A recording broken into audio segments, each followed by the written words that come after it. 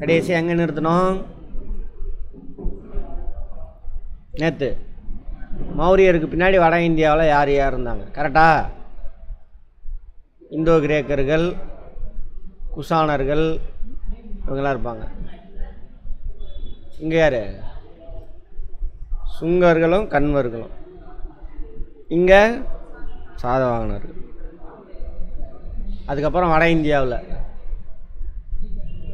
மகதத்தை தலைநகராக வச்சு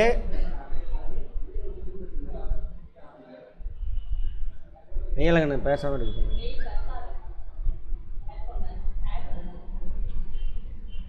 மகதத்தை தலைநகராக வச்சு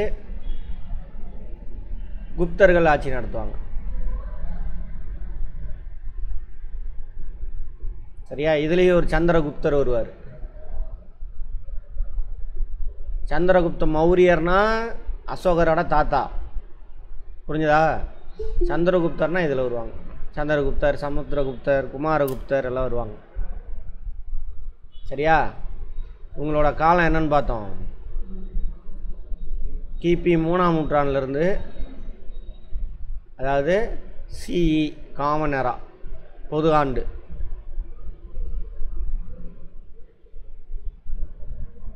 மூணாம் நூற்றாண்டுலேருந்து 6ஆம் நூற்றாண்டு வரைக்கும்.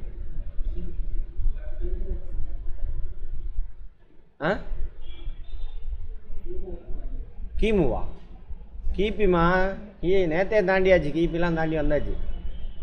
கிபி சந்திரகுப்தர் நேற்றே கனிஷ்கர்லாம் 1ஆம் நூற்றாண்டு. திரும்ப எங்கே கிமுக்கு போகிறீங்க? இப்போ நான் குப்தர்களுக்கு வந்தாச்சு. குப்தர்கள் பற்றி பேசிக்கிட்டு இருக்கிறேன். அது பிரிச்சுட்டு வந்தாச்சு. சந்திரகுப்த மௌரியர் கிமுவில் பார்த்துட்டோம், அவர் வேற. இங்கே குப்தர்கள் பார்த்துக்கிட்டு இருக்கோம். கவின் ஹிஸ்ட்ரி அட்டன் பண்ணியாச்சா? ஹிஸ்ட்ரி அட்டன் பண்ணிட்டீங்களா ஃபுல்லாக? சரி, ரைட். அதுக்கப்புறம் 7ஆம் நூற்றாண்டில் ஹர்ஷவர்தன் ஒருத்தர் வருவார். இவங்க 2 பேரை தான் இந்த பாடத்தில் பார்க்க போகிறோம். இந்த குப்தர்கள் காலத்தில் தான் மீண்டும் அந்த பிந்தைய வேத காலத்தில் இருந்துச்சு இல்லையா, உருவான அந்த தீய விஷயம்லாம் ஸ்ட்ராங் ஆகும். ஆனால் அதுக்கு முன்னாடியே சுங்கர்கள், கன்வர்கள், சாதவாகனர்கள்லாம் வேத மதத்தை தான் பின்பற்றுவாங்க அப்படின்னு பார்த்துட்டோம். அது ஸ்ட்ராங் ஆகிறது இங்கே தான், இந்த குப்தர்கள் காலத்தில். இப்போ தான் புது கடவுள்லாம் தோன்றும். உருவ வழிபாடு கொண்டுட்டு வருவாங்க வேத மதத்தில். அது வரைக்கும் உருவ வழிபாடு இருக்காது வேத மதத்தில். யாகம் நடத்துவாங்க. முந்தைய வேத காலத்தில் ஒரு குறிப்பிட்ட கடவுள், இயற்கை கடவுள் இருக்கும். பிந்தைய வேத காலத்தில் ஒரு குறிப்பிட்ட கடவுள் பேர் வச்சுருப்பானுங்க. மலைக்கு ஒரு கடவுள், இடிக்கு ஒரு கடவுள், வெயிலுக்கு ஒரு கடவுள்னு பேர் வச்சுருப்பானுங்க. பிந்தைய வேத காலத்தில் வேறு கடவுள் மாறும். ஆனால் அக்னி தான். அக்னியில் எல்லாத்தையும் போடுவானுங்க, எடுத்துகிட்டு போய் அவர் கடவுள்கிட்ட கொடுத்துருவார். உருவ வழிபாடு இல்லை எங்கள் வேத நாகரிகத்தில். குப்தர்கள் காலத்தில் தான் புதுசு செட்டப் வரும். இந்த புத்த மதம், சமண மதம் இருக்குல்ல, அதுலேயும் உள்ளே பூந்துவிடுங்க. சமண மதம் கூட அவ்வளோவா இருக்காது. புத்த மதத்தில் உள்ள ஊடுருவி அங்கே சமஸ்கிருதத்தை பரப்புறது. உருவ வழிபாடு, முதல் உருவ வழிபாடு இந்தியாவில் வந்து எது? குப்தர்கள் தான். சாரி, குப்தர்ன்றேன். புத்தர் தான். மகாயானம் இருக்கு இல்லையா, அவங்க புத்தர் சிலை தான் இருக்கு எல்லா இடத்துலையுமே. அதுக்கப்புறம் இந்தியாவில் இருக்கக்கூடிய எல்லா கோயிலையும் பிடிச்சிக்கிட்டு அந்த புத்த மத சமண மதத்தில் இருந்த நல்ல விஷயத்தெல்லாம் திடிக்குவாங்க. புலால் உண்ணக்கூடாது அப்படிங்கிறது அங்கேருந்து தான் காப்பி அடிப்பாங்க. அது வரைக்கும் அவனோட முக்கியமான உணவே இது மாமிசம்தான் வேத நாகரிகத்துக்கு. அப்புறம் விரதம் இருக்கிறது, உருவ வழிபாடு, இதெல்லாம் எங்கேருந்து காப்பி அடிப்பாங்க? புத்த மத சமண மதத்துலேருந்து காப்பி அடித்தது தான். வேத மதத்துக்கு எதிராக உருவானதான் இது புத்த மதமும் சமண மதமும். சமணனா ஜெயினிசம். எங்கே கதிரவன்? கோயம்புத்தூர் போயிட்டு என்ன வேலை? உட்காருங்க. சரி, அந்த மாதிரி இன்றைக்கி வரைக்கும் அதான் அவங்க வேலை தான். அதான் எங்கேயாவது ஒன்று நல்லது இருந்தால் அங்கே போய் தேடிக்குவாங்க. அதுமாதிரி கிருஷ்ணன் இவங்க எல்லாமே பார்த்திங்கன்னா அந்த ஏரியாவோட தலைவர்கள். அதை திருடி கிருஷ்ணனை பெருமாளோட அவதாரம் அப்படி இப்படின்னு சொல்லிட்டு இன்றைக்கி வரைக்கும் இப்போ வந்துட்டாங்கல்ல. இது திருக்குறளே அழிக்கணும்னு நினச்சானுங்க. திருவள்ளுவர் எங்காலுன்றானுங்க காவி ட்ரெஸ் உடுத்தி விட்டு. ஆமாவா? ஆனால் திருவள்ளுவர் எந்த மதமும் சமண மதத்தை சேர்ந்தவர்னு சொல்கிறாங்க. அந்த மாதிரி குழந்த மாதிரி தான் வச்சுக்குவேன் இந்த குரூப்பு. சரி பார்ப்போம். அந்த தீய விஷயம் எல்லாமே இங்கே தான் உருவாங்க. அதேமாதிரி அந்த மகாபாரதம் ராமாயணம்லாம் இந்த காலகட்டத்தில் தான் உருவாகிருக்கும். உபவேதங்கள்லாம் இந்த காலகட்டத்தில் தான் உருவாகும். எல்லாம் எங்கே? வட இந்தியாவில். 3ஆம் நூற்றாண்டின் இறுதியில் வட இந்தியாவில் குசானர்களும் தெற்கே சாதவாகனர்களும் நிறுவப்பட்டிருந்த வலிமை வாய்ந்த பேரரசு பெருமையும் வலிமையும் இழந்தது. எங்கே? 3ஆம் நூற்றாண்டின் இறுதியில். 3ஆம் நூற்றாண்டுனா இது 201 300 வரைக்கும் இறுதி காலகட்டத்தில். வடக்கில் குசானர்கள், வடமேற்கில், தெற்கில் சாதவானவர்கள் இருக்காங்க. குசானர்கள் எத்தனை வருஷம் இருந்தாங்கன்னு பார்த்தா ஒரு 350 வருஷமாக நம்ம இருந்திருப்பாங்க. 400 இவங்க 350 வருஷம் இருந்திருப்பாங்க சாதவாகனர்கள். இச்சூழல் குப்தரை ஒரு அரசை உருவாக்கி தனது வம்சத்தின் ஆட்சியை நிறுவ வைத்தது. 2 வலிமை இழந்துட்டாங்க. யார்? குசானர்களும் சாதவாகனர்களும். அந்த டைமில் மகதத்தில் சந்திரகுப்தர் அவரோட வம்சத்தை உருவாக்குறாரு. 200 வருஷம் இருக்கும். 3ஆம் நூற்றாண்டு இறுதியில் ஆரம்பித்து 6ஆம் நூற்றாண்டு பாதி வரைக்கும் இருக்கும். 200 வருஷம். குப்தர்களின் வீழ்ச்சிக்கு பின்னர் அதைத் தொடர்ந்து ஏறத்தாழ 50 ஆண்டு இடைப்பட்ட காலத்துக்கு பின்னர் வர்தன அரசு வம்சத்தை சேர்ந்த அர்சர் வட இந்தியாவை ஆட்சி செய்தார். 6ஆம் நூற்றாண்டு பாதியோடு அவங்க அழிஞ்சிட்டாங்க. அதுக்கப்புறம் 50 வருஷம் கேப்பு. அதுக்கப்புறம் ஒரு சிறந்த அரசர் வரான்.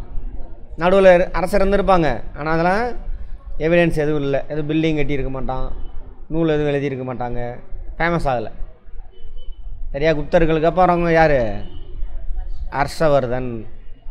வர்தன வம்சம் ஹர்ஷா அதில் சிறந்த அரசர். 606 647. இதோட வட இந்தியாவில் பண்டைய கால இந்தியா முடிஞ்சிச்சு. சரியா? ரைட்.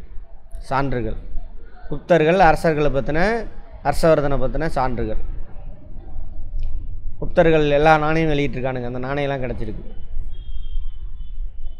பொற்காலம்னு சொல்லுவாங்க குப்தர்களின் ஆட்சியை. ஏன்னா மீண்டும் யார் தலை தூக்குறா? வேதமாக தான் தலை தூக்குது.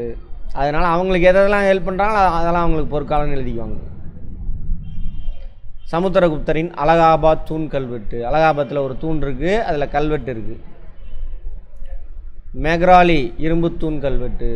அப்போ உருவாக்கின இரும்பு தூண் கல்வெட்டு இன்னும் டெல்லியில் இருக்குது. ஒரு தூண் துருப்பிடிக்காமல் அப்படியே இருக்குது. கல்லில் அசோகரோட கல்வெட்டு பார்த்தோம்ல ஒன்று தூண், அதே மாதிரி இதில் இரும்பில் வச்சுருப்பானுங்க இவங்க காலகட்டத்து. அதேமாதிரி 2ஆம் சந்திரகுப்தர். சந்திரகுப்தன் ஃபஸ்ட்டு ஒருத்தர் இருந்திருப்பான். அவன் பேரனுக்கு அவன் பேரையே வைப்பான். இப்போ கூட இருக்குல்ல, தாத்தா பேரை பையனுக்கு வைப்பாங்க. அந்த மாதிரி 2வது இவரோட கல்வெட்டு உதயகிரி குகை கல்வெட்டு, மதுரா பாறை கல்வெட்டு, சாஞ்சி பாறை கல்வெட்டு. சாஞ்சியில் என்ன இதுக்கு முன்னாடி என்ன இருக்குது? சாஞ்சியில் ஸ்தூபி இருக்குது. ரைட். ஸ்கந்தகுப்தரின் பிதாரி தூண் கல்வெட்டு, கத்வா பாறை கல்வெட்டு, மதுபான் செப்பு பட்டயம் பஞ்சாபில் இருக்காமா. இதெல்லாம் எவிடன்ஸ். சோனாபட் செப்பு பட்டயம், நாலந்தா களிமண் முத்திரை பொறிப்பு. நாலந்தா பல்கலைக்கழகம் இருக்குல்ல அங்கே.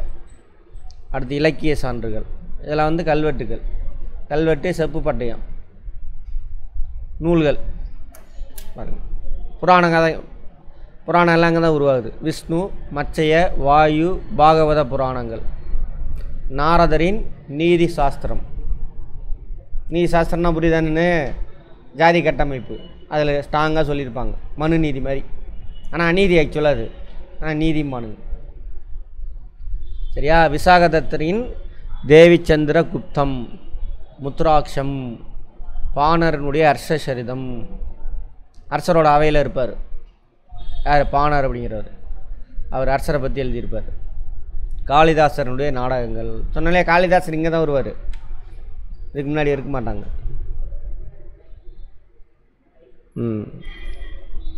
ஃபாகியான். குப்தர்கள் காலத்தில் ஃபாகியான் இந்தியாவுக்கு வந்திருப்பார். குப்தர்கள் காலத்தில் புத்த மத துறவி, சீனாவை சேர்ந்தவர். அங்கேருந்து நாலந்தா பல்கலைக்கழகத்துக்கு வந்து படிச்சுட்டு போவார். அவரோட குறிப்பு. அரசர் இருக்கார்ல, அவரை எழுதியிருக்கார். ரத்னாவளி, நாகநந்தா, பிரியதர்சிகா, அதெல்லாம் அரசர் எழுதின நூல்கள். கேட்பாங்க அந்த நூலினுடைய ஆசிரியர் யாருன்னு கேட்பாங்க, பார்த்துக்காங்க. அடுத்து யுவான் சுவாங், ஹர்ஷவர்தன் காலத்தில் இந்தியாவுக்கு வருவார். சரியா? சீன அங்கேருந்து வந்துட்டு இப்படி வந்துட்டு இங்கே நாலந்தாவில் படிச்சுட்டு அப்புறம் காஞ்சிபுரத்துக்கு வந்துட்டு அப்படியே இங்கே கடல் வெளியில் இப்படி போயிடுவார். அவர் எழுதின நூல் இன்னும் இருக்குது, சியூகி அப்படின்ற நூல். யுவான் சுவாங் எழுதின நூல் சியூகி. சரியா? அது இதெல்லாம் குப்தர்கள் காலம், ஹர்ஷவர்தன் காலத்தினுடைய பற்றின விவரங்கள் நமக்கு கொடுக்கக்கூடிய எவிடன்ஸ் புத்தகங்கள் இதெல்லாம். அடுத்தது குப்த அரச வம்சம் நிறுவப்படல். குப்த அரச வம்சம் வரும்பொழுது அங்கே யார் இருக்காங்க?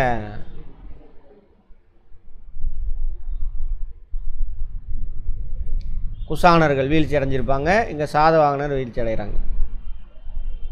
இதோ பெருசு தான், கொஞ்சம் கம்மி பண்ணிக்கோங்க. சாதவாகனர் இங்கே குப்த வம்சத்தை உருவாக்குறாங்க. குப்த வம்சத்தை நிறுவியவர் ஸ்ரீகுப்தர். நோட் பண்ணிக்கோங்க, கேட்பாங்க. முதல் அரசர், கடைசி அரசர் கட்டாயம் கேட்பாங்க. வங்காளம், பீகார் பகுதிகளை ஆண்டதாக கருதப்படுது. இந்த பகுதியில் வங்காளம், பீகார். நாணயங்களில் முதலாக இடம்பெற்ற குப்த அரசரின் வடிவம் இவருடையதே. குப்த அரசனுடைய உருவங்கள் நாணயங்களை பொறிக்கப்பட்டிருக்கு. அதில் முதல்ல இவரோட உருவம் தான் இருந்திருக்கு, ஸ்ரீகுப்தர். அதனால் இவர் தான் ஃபஸ்ட் ஆளாக இருப்பாருங்கிறாங்க.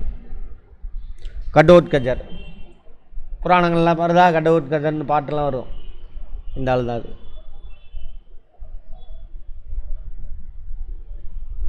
அவங்கள மகாராஜான்னு அவங்களே சொல்லிக்கிறாங்க. ராஜாவுக்கெல்லாம் ராஜா, மகாராஜா. முதலாம் சந்திரகுப்தர், இவர் தான் அந்த சந்திரகுப்தர். சரியா? அப்போது முதல் குப்த வம்சத்தினரே ஸ்ரீகுப்தர். தங்க நாணயம்லாம் வெளியிட்டிருக்கார். அவருடைய பையன் யார்? கடோத்கஜர். இவங்க ரெண்டு பேரும் அவங்கள மகாராஜா அப்படின்னு சொல்லிக்கிறாங்க. அடுத்தது முதலாம் சந்திரகுப்தர். இவர் காலத்தில் தான் பெருசாகும்.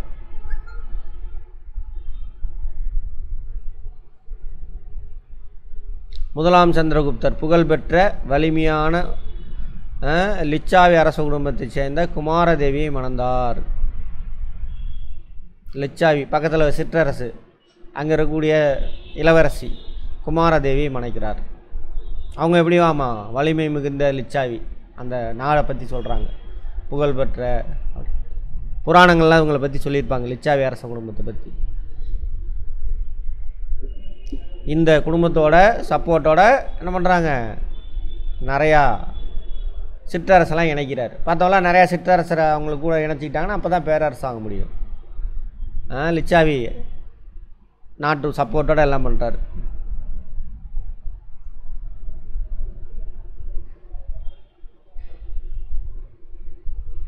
அவர் வெளியிட்ட நாணயங்களில் அவரோட படம், குமாரதேவியோட படம் ரெண்டுமே இருந்திருக்கு.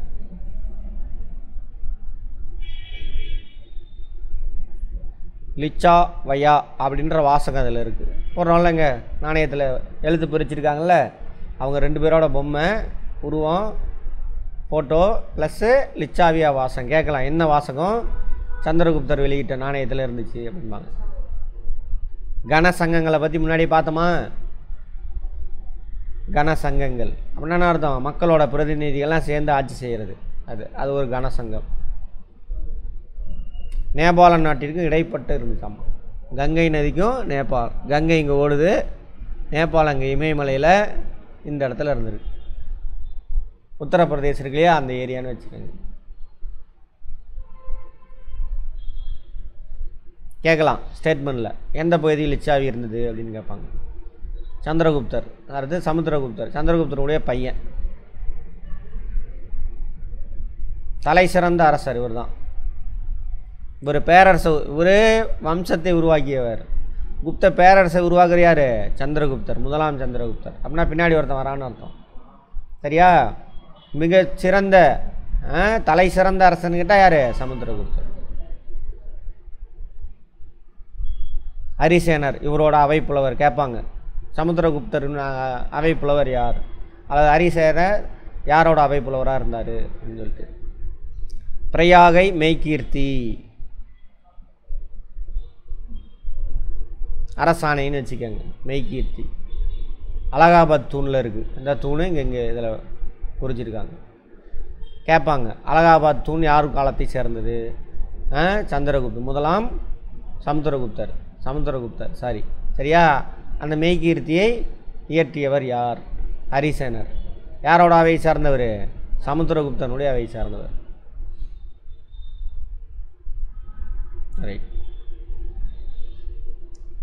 பிற சஷ்டி அல்லது மெய்கீர்த்தின்னு என்னன்னு சொல்கிறாங்க? சமஸ்கிருதம் சொல்லாமா? பிரசஸ்தி அப்படிங்கிறது ஒருவரை பாராட்டி புகழ்வது அப்படின்னு அர்த்தமாமா.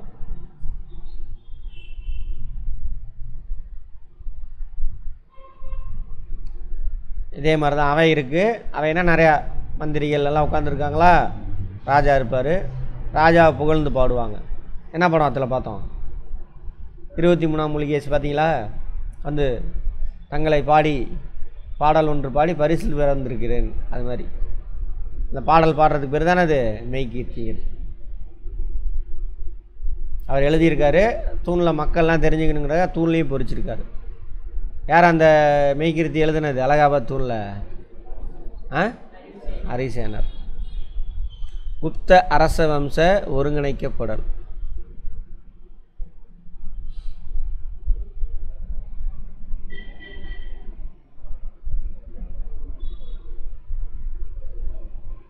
பல்லவ நாட்டு அரசர். இது ஒரு காலத்தில் தெற்கில் பல்லவர்கள் வந்திருப்பாங்க. அது ஆக்சுவலாக இடைக்கால இந்தியா. இங்கே கொடுத்துட்டான் பார்ப்போம். தெற்கில் இடைக்கால இந்தியா வந்துச்சு.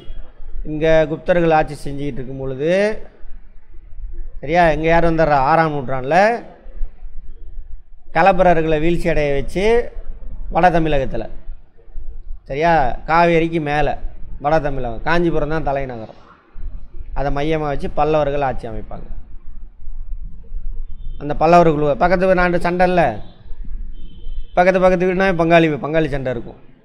அங்கே விஷ்ணு கோபனை தோக்கடிக்கிறார். யார்? சமுத்திரகுப்தர். வட இந்தியாவில் சமுத்திரகுப்தர் 9 அரசுகளை கைப்பற்றினாராமா. 9 வட இந்தியாவில் சமுத்திரகுப்தர். அதனால் பெரிய பேரரசர், சிறந்த பேரரசர். 12 அரசர்களை தோக்கடிச்சிருக்கார். வட இந்தியாவில் 9, தென்னிந்தியாவில் 12 அரசர் தோக்கடிச்சிருக்கார். அதேமாதிரி கிழக்கில் வங்காளம் எல்லை, அஸ்ஸாம், நேபாளம், பஞ்சாபின் கிழக்கு பகுதி ஆகியவற்றின் அரசர்களும் ராஜஸ்தானை சேர்ந்த பல்வேறு பழங்குடியினரும் சமுத்திரகுப்தர் மேலாதிக்கத்தை ஏற்றுக்கொண்டாங்க. மேலாதிக்கன்னா இங்கிலீஷ்லேருந்து சுசேரின்னு டீம்பாங்க. சொன்னோம் இல்லையா, ராஜானா அந்த நாட்டை பிடிச்சா அந்த ராஜா வந்து கொல்ல மாட்டாங்க, நான் சொல்கிறது கேளு அப்படிம்பா, சரின்றான். அதோட இவன் நாட்டுக்கு சேர்ந்துச்சு. அந்த மாதிரி இது மாதிரி எல்லாம் ஏற்றுக்கிட்டாங்க.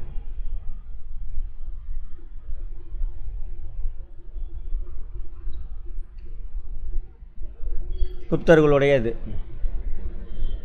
அஸ்ஸாம், இதெல்லாம் அஸ்ஸாம், வங்காளம், பஞ்சாபினுடைய கிழக்கு பகுதி, தென்னிந்தியாவில், ஓகேவா. பல்லவர்கள் இங்கே ஆட்சி செஞ்சுட்ருப்பாங்க. சோழர்கள் அப்போ இருக்க மாட்டாங்க, சிற்றரசராக இருப்பாங்க. பாண்டியர்கள் இருப்பாங்க. பல்லவர்களையும் பாண்டியர்களும் வீழ்ச்சி அடைய வச்சு சோழர்கள் வருவாங்க. கொஞ்ச காலத்துக்கு சோழர் மட்டும் இருப்பாங்க. இடைக்கால இந்தியாவில் பார்ப்போம். அவுட்லைன் முன்னாடி சொல்லிட்டேன்ல, விஷ்ணு பக்தராமா, பார்த்துக்கோங்க, வந்துருச்சு. விஷ்ணுன்ற வார்த்தை இப்போ தான் வருது.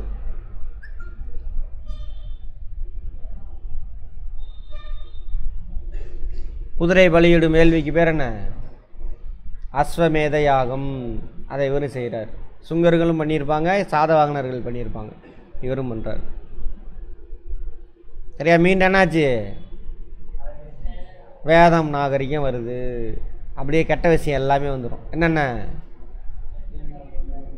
கல்வி மறுப்பு, எல்லாரெல்லாம் கல்வி கற்றுக்க முடியாது, பெண்ணடிமை, சதி, அப்புறம் ஜாதி கொடுமை, இன்றைக்கி வரைக்கும் பிடிச்சி இந்தியாவை ஆட்டிக்கிட்டு இருக்க பீடை, இதெல்லாம் இதை போட்டுறதுக்குன்னு ஒரு கட்சி வச்சுருக்கிறான் ஒருத்தன்,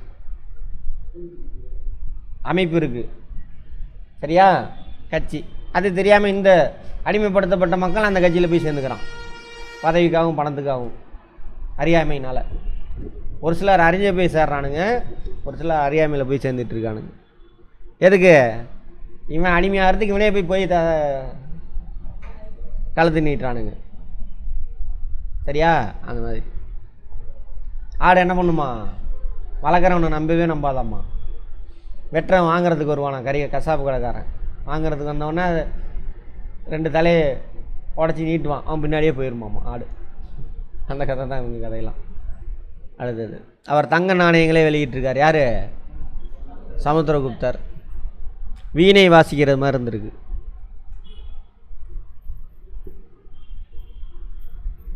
கவிதை பிரியரும் இசை பிரியர். அதனால் அவருக்கு பட்ட பெயர் கவிராஜா அப்படின்னு பட்ட பெயர். யார்? சமுத்திரகுப்தர்.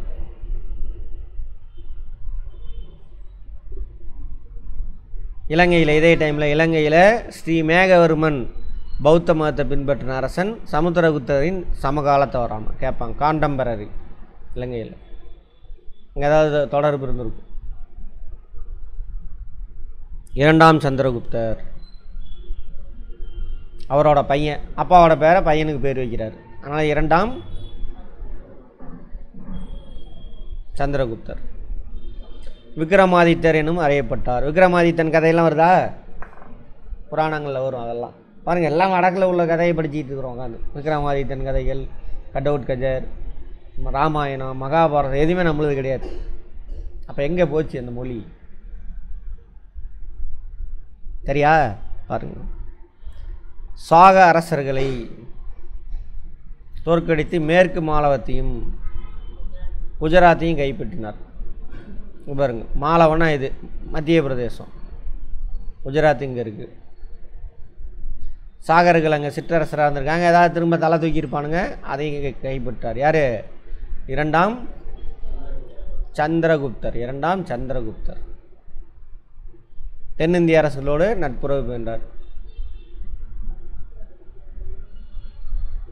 இரும்புத்தூண், அந்த மெகர்வழி இரும்புத்தூண் சொன்னோம்ல, அது எங்கே இருக்குன்னா புதுப்பினார். பின்னாடி வந்து கட்டுவாங்க, இஸ்லாமியர்கள் கட்டுவாங்க. அன்றைக்கி உலகத்திலே உயரமான பில்டிங் அதுதான் புதுப்பினார். அதுக்கு பக்கத்தில் இருக்கக்கூடிய மெகர்வழி இரும்புத்தூண், அது யாரோடது? 2ஆம் சந்திரகுப்தர். இன்னொரு தூண் இருக்கு, அலகாபாத் தூண், அது யாரோடது? சமுத்திரகுப்தர் காலத்துக்கு, அவங்க அப்பாவோட காலத்துக்கு. அவர் கல்லில் தூண் வைக்கிறாரு, இந்த தூண் இவர் இரும்பில் வைக்கிறார்.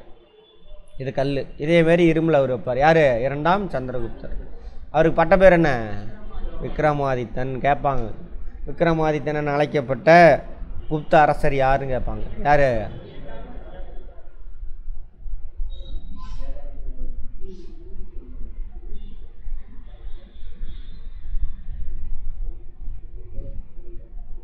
இதான் குதிப்பினார், அது கல்லில் கட்டியிருப்பாங்க. இது இன்ன வரைக்கும் அது பெயிண்ட் அடிக்கல, துரு பிடிக்காமல் இருக்குது. அப்படின்னா என்னவா இருக்கும்? துரு பிடிக்காமல் இருக்குன்னா இரும்புக்கு என்ன பண்ணணும்? கலவையாக மாற்றணும், வேறு எதாவது அது கூட மிக்ஸ் பண்ணணும். அப்படி மிக்சர் அப்பயே உருவாக்கிறேன், துரு பிடிக்காத இரும்பு. விக்ரமாதித்தன் காலத்தில் தான், குப்தர்கள் காலத்தில் பாகியான் வந்திருப்பான்னு பார்த்துருப்போம். அதில் ஸ்பெசிஃபிக் யார் காலத்தில்? 2ஆம் சந்திரகுப்தர் காலத்தில்.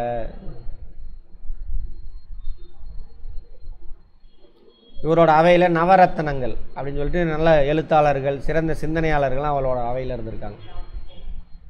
சரியா? மந்திரி அவையில் கேட்பாங்க நவரத்தனங்கள்.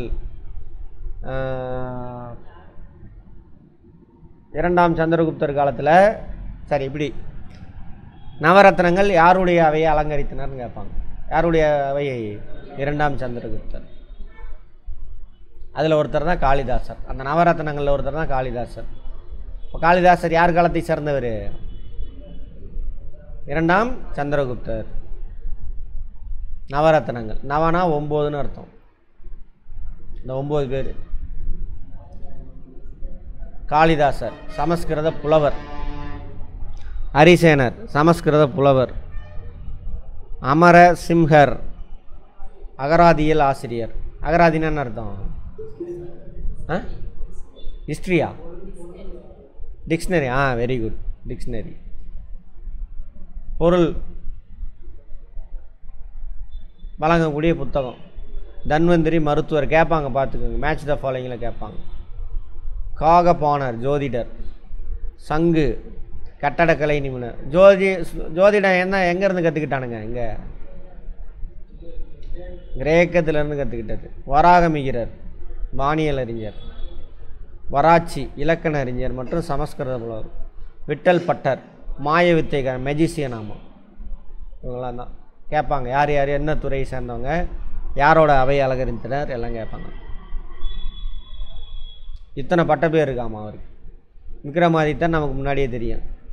நரேந்திர சந்திரர், சிம்ம சந்திரர், நரேந்திர சிம்மர், விக்ரம தேவராஜர், தேவகுப்தர், தேவஸ்ரீ. அப்படியாப்பா இத்தனை பட்ட பேர். ஆமாம், யாருக்கு? ஆமாம். அதுக்கப்புறம் முதலாம் குமாரகுப்தர் வர்றார். இந்த இவங்க வந்துட்டு வேத மதத்தை பின்பற்றினாலும் பௌத்த மதத்துக்கு சப்போர்ட் பண்ணியிருக்காங்க. அதுக்கு எடுத்துக்காட்டு தான் என்னது, நாலந்தா பல்கலைக்கழகம் இவர் காலத்தில் தான் உருவாகுது. இப்போ ஃபாகியான் நாலந்தா பல்கலைக்கழகத்துக்கு போயிருப்பாரா? இல்லை, இந்தியாவுக்கு வந்துட்டு போயிருக்கார், அவ்வளோதான். புத்த நினைவிடங்கள் அதெல்லாம் சுற்றிட்டு போயிருப்பார். யுவான் சுவாங் தான் நாலந்தா பல்கலைக்கழகத்துக்கு வருவார். கேட்பாங்க, நாலந்தா பல்கலைக்கழகத்தை உருவாக்கியவர் யார்? முதலாம் குமாரகுப்தர். யாரோட பையன்? இரண்டாம் சந்திரகுப்தனுடைய பையன். அதுதான் பாகியான். யார் காசு கொடுப்பாரு? அந்த கடவுள் பேர் என்ன? குபேரனா? குபேரன் மாதிரியே இருக்காரு பாருங்க. இரண்டாம் சந்திரகுப்தரின் ஆட்சி காலத்தில் சீனாவை சேர்ந்த பௌத்த துறை ஃபாகியான் இந்தியாவுக்கு வருகை தந்தார். அவரோட குறிப்பு தான் என்ன இருக்குது, குப்தர்கள் காலத்தில் எப்படி இருந்தாங்க, பொருளாதார நிலை எல்லாம் தெரிஞ்சுக்க முடியும். ஃபாகியான் கூற்றுப்படி மகதத்து மக்கள் மகிழ்ச்சியோடும் செழிப்போடும் வாழ்ந்தனர். கடுமையான தண்டனையின்றி நீதி வழங்கப்பட்டது. மரண தண்டனை வழங்கப்படவில்லை. கயா பாலடைந்திருந்தது. புத்த கயா இருக்குல்ல, அது கபிலவஸ்து காடாகி இருந்தது. ஆனால் பாடலிபுத்திரத்தின் மக்கள் செல்வத்தோடும் செழிப்போடும் வாழ்ந்தனர். இது ரெண்டும் புத்த மதத்தோடு தொடர்புடைய இடங்கள். கரெக்டா? அதை அரசர் அதுக்கு சப்போர்ட் கொடுக்காதனால எல்லாம் பாலடைஞ்சு கிடக்குது. புத்தர்கள் எங்கே போயிட்டாங்க? வேத மதத்துக்கு போயிட்டாங்க. அதனால் குமாரகுப்தரை தொடர்ந்து அரச பதவியேற்ற ஸ்கந்தகுப்தர் ஹூணர்களின் படையெடுப்பை சந்திக்க நேரிட்டு. ஹூணர்னால் மத்திய ஆசியாவிலேருந்து படையெடுத்து வராங்க.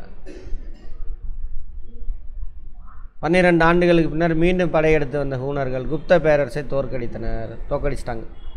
ஃபஸ்ட்டு ஜெயிச்சிட்டாராமா, 12 வருஷம் கழிச்சு திரும்ப வந்து தோற்று போயிட்டாங்க. சிறந்த குப்த பேரரசில் கடைசி பேரரசர் பாலாதித்யர் மூலாம் நரசிம்மகுப்தர். பாலாதித்யர் அவருடைய இயற்பெயர். பதவி ஏற்றுக்கும் பொழுது அவருக்கு பேரை மாற்றிக்கிறார், முதலாம் நரசிம்மகுப்தர். இவர் பௌத்த மதத்தை பின்பற்றார். இவர் தான் கடைசி சிறந்த அரசர். இதில் குப்த பேரரசில் மகிரகுலருக்கு கப்பம் பட்டி வந்தார். மிகிரகுலர் அதை பக்கத்தில் ஏதோ ஒரு அரசர் இருந்திருக்காங்க, அவங்களுக்கு அவர்கிட்ட கீழே சிற்றரசராக இருக்கார்.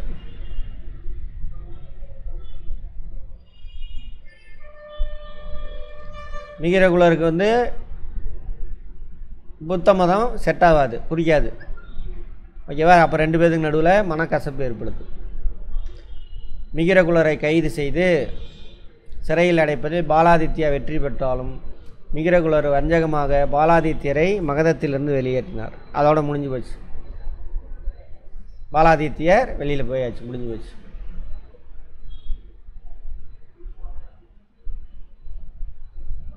அங்கீகரிக்கப்பட்ட கடைசி அரசர் யார்? விஷ்ணுகுப்தர். அதே மிகச்சிறந்த கடைசி அரசர் அது யார்? பாலாதித்யர் என்ற முதலாம் நரசிம்மகுப்தர். அவ்வளோதான். அவர் யார் கூட சண்டை போடுறாரு? மிகிரகுலர் கூட சண்டை போடுறாரு. புத்த மதத்தை வச்சு தான் அவங்க 2 பேத்துக்கு நடுவில் பிரச்சனை வருது. அவர் தான் அவரை காலி பண்ணுறாரு. அதுக்கப்புறமா வராங்க சின்ன சின்ன அரசர் இருக்கானுங்க குப்தர்கள் பரம்பரையில். கடைசி அரசர் யார்? விஷ்ணுகுப்தர். முதல் அரசர் குப்த பேரரசில் ஸ்ரீகுப்தர். பேரரசை உருவாக்குனவர் சந்திரகுப்த மௌரியர். மிகச்சிறந்த பேரரசர் குப்த வம்சத்தில் முதலாம் சந்திரகுப்தர். சந்திரகுப்தனுடைய பையன் பேர் இரண்டாம் சந்திரகுப்தர். Very good. இரும்பு தூண் நட்டது யார்? இரண்டாம் சந்திரகுப்தர். இரண்டாம் சந்திரகுப்தனுடைய இன்னொரு பேர் என்ன? விக்ரமாதித்யா. விக்ரமாதித்யன் கதைகளில் வராதெல்லாம் இவர் பேர் தான். சரி, அலகாபாத் தூண், அதில் கல்வெட்டு போட்டிருப்பாரு. கல்வெட்டு யார் யார் எழுதுனது?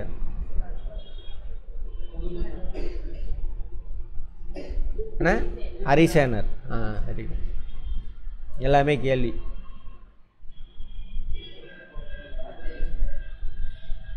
குப்தர்களின் ஆட்சி முறை,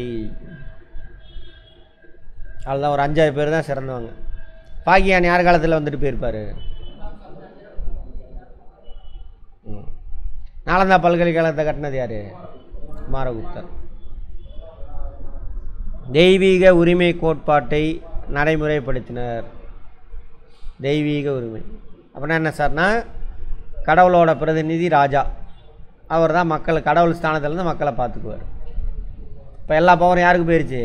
ராஜாவுக்கு. ராஜாவுக்கு மூளை யார் செயல்படுவா? புரோகிதர் இருப்பார். அப்போ அவர் சொல்கிறது தான் எல்லாமே. சரியா? யாருக்கும் அவர் பதில் சொல்ல மாட்டார், கடவுளுக்கு மட்டும்தான் சொல்லுவார். இப்போ இருக்கா ஒன்றிய அரசாங்கத்தில் அதே மாதிரி ஏதாவதுனா போய் அங்கே போய் தியானம் பண்ணுறேன்னு உட்காந்துக்குவானுங்க. ஆமாம் தானே? மக்கள் கேட்டாக்க பதிலாம் சொல்ல மாட்டாங்க. பதில் கேட்டாலும் ஏதாவது பதில் சொல்லுவாங்க, நீ கேட்குறதுக்கு பதிலே சொல்ல மாட்டான் இந்த குரூப்பு. அப்புறம் அந்த இந்த இதில் கூட பார்த்தீங்கன்னா ஒரு கொள்ளையடிச்சாங்க, இவங்க குரூப்பு தான். ஷேர் மார்க்கெட் இருக்குல்ல, அதில் செம்ம கொள்ளை, 4 லட்சம் கோடி என்னமோ அடிச்சிருக்குதுங்க. எங்கம்மான்னு கேட்டாக்கா, எனக்கு இமயமலையிலேருந்து ரிஷி வந்து எனக்கு மெயில் அனுப்புனாருன்னு சொல்லிட்டு இருந்தம்மா. அதுக்கப்புறம் அந்த கேஸ் என்னாச்சுன்னே தெரில. அப்படியே லட்சக்கணக்கான கோடி பா. சரி, குப்த அரசர்கள் அரசியல், நிர்வாகம், இராணுவம், நீதி வழங்கல் அதிகாரம் பெற்று திகழ்ந்தனர். அரசர்களே எல்லாமே, எல்லா அரசரும். ஆமாவா? அரசாங்கத்தில் எல்லா வேலையும் யார் செய்வா? ஒன்றிய அரசாங்கத்தில் இப்போ எல்லா வேலையும் யார் செய்வா? பிரசிடெண்ட்டு. அது மாதிரி அப்போ ராஜா. சரியான பிரசிடெண்ட் என்ன செய்யணும்னு யார் சொல்லுவா? மக்களோட பிரதிநிதிகள் சொல்லுவாங்க. யார்? அமைச்சரவை சொல்லுவாங்க. அப்பா அந்த மாதிரி கிடையாது, அவர் தான் செய்வார். மூளையாக இருக்கிறது யார்? புரோகிதர், கோயிலில் இருப்பாங்க. குப்த அரசர்களுக்கு அமைச்சர்கள் குழு ஒன்று நிர்வாகத்தில் உதவி செய்தது. அக்குழுவில் இளவரசர்கள் இருப்பாங்க, உயர் அதிகாரிகள், கப்பங்கட்டும் சிற்றரசர்கள், இவங்களாம் இருப்பாங்க. இதில் அமைச்சரவையில். அப்போது இப்போ அமைச்சரவை எப்படி உருவாக்குறாங்கன்னு தெரியும் உங்களுக்கு. நாட்டின் அன்றாட நிர்வாகத்தை திறம்பட நடத்த பெருமளவிலான அதிகாரிகள் குப்த அரசால் பணியாற்றவன். ஆமாவா? மக்களுக்கு தேவையான பணியை செய்ய என்னென்ன பண்ணணும்? பணியாளர்கள் நியமிக்கணும். நீங்களாம் அங்கே தான் போக போகிறீங்க. இப்போது உயர் அதிகாரிகள் இருக்காங்களே, ஐஏஎஸ் ஆஃபீஸர்னு வச்சுக்கோங்க. ஐஏஎஸ் ஐபிஎஸ் தண்டநாயகர் அப்படின்றாங்க. மகா தண்டநாயகர் கேட்பாங்க. குப்தர்கள் காலத்தில் உயர் அதிகாரிகள் எவ்வாறு அழைக்கப்பட்டனர் அப்படின்னு. குப்த பேரரசு தேசம் அல்லது புக்தி எனும் பெயரில் பல பிராந்தியங்களாக பிரிக்கப்பட்டன. அவற்றை உபாரிகா எனும் ஆளுநர்கள் நிர்வகித்தனர். புரியுதா என்னன்னு? இப்போ நம்ம இந்தியாவை நிறையா மாநிலமாக பிரிச்சுருக்கோம்ல, அங்கே ஆளுநர்லாம் இருக்காங்களா, அது மாதிரி அவங்க நாட்டை தேசம் அல்லது புக்தின்னு பிரிக்கிறாங்க. நிறையா தேசங்களாக பிரிச்சுட்டு அங்கே ஒவ்வொரு ஆஃபீஸரை போடுறாங்க. அந்த ஆஃபீஸர் பேர் தான் அது உபாரிகா, ஆளுநர் மாதிரி. பிராந்தியங்கள் விஷயா எனும் மாவட்டங்களாக பிரிக்குது. அதே மாதிரி மாநிலத்தை இப்போ என்ன பண்ணுறோம்? மாவட்டமாக பிரிக்கிறோமா? அது மாதிரி அவன் விஷயான்னு பிரிக்கிறான். விஷயா, விஷயாபதிகள். அங்கே மாவட்டத்துக்கு ஒவ்வொரு அதிகாரி. இப்போ மாவட்டத்துக்கு யார் அதிகாரி இருக்கா? கலெக்டர் இருக்கான்ல, நிறைய ஐஏஎஸ் இருப்பான் மாவட்டத்தில். அதில் பவர்ஃபுல்லான ஆள் யார்? எல்லா டிபார்ட்மெண்ட்டும் ஒருங்கிணைக்கிறோம், கலெக்டர். அது மாதிரி அப்போ யார்? விஷயாபதி. விஷயங்களில் கிராம அளவில் கிராமிகா. இப்போ யார் இருக்கா கிராமத்தில்? விஏஓ இருக்கார்ல, அதே தாங்க. கிராமதி யாக்ஷா, கிராமிகா, கிராமதி யாக்ஷா அப்படின்ற யாரோட காலத்தில்? குப்தர்களோட காலத்தில். அது நினச்சிட்டே வாங்க. விரிந்து பறந்த குப்த பேரரசு இராணுவ அமைப்பின் முக்கிய பங்கினை உணர்த்துது. ஏன்னா இராணுவம் இருந்தால் தான் என்ன பண்ண முடியும், நாட்டை மெயின்டைன் பண்ண முடியும். இல்லை பக்கத்து நாட்டுக்காரன் இல்லை இந்த நாட்டிலே இருக்கக்கூடிய அரசர் பிரிஞ்சு போயிடுவான். இராணுவம் முக்கியம்.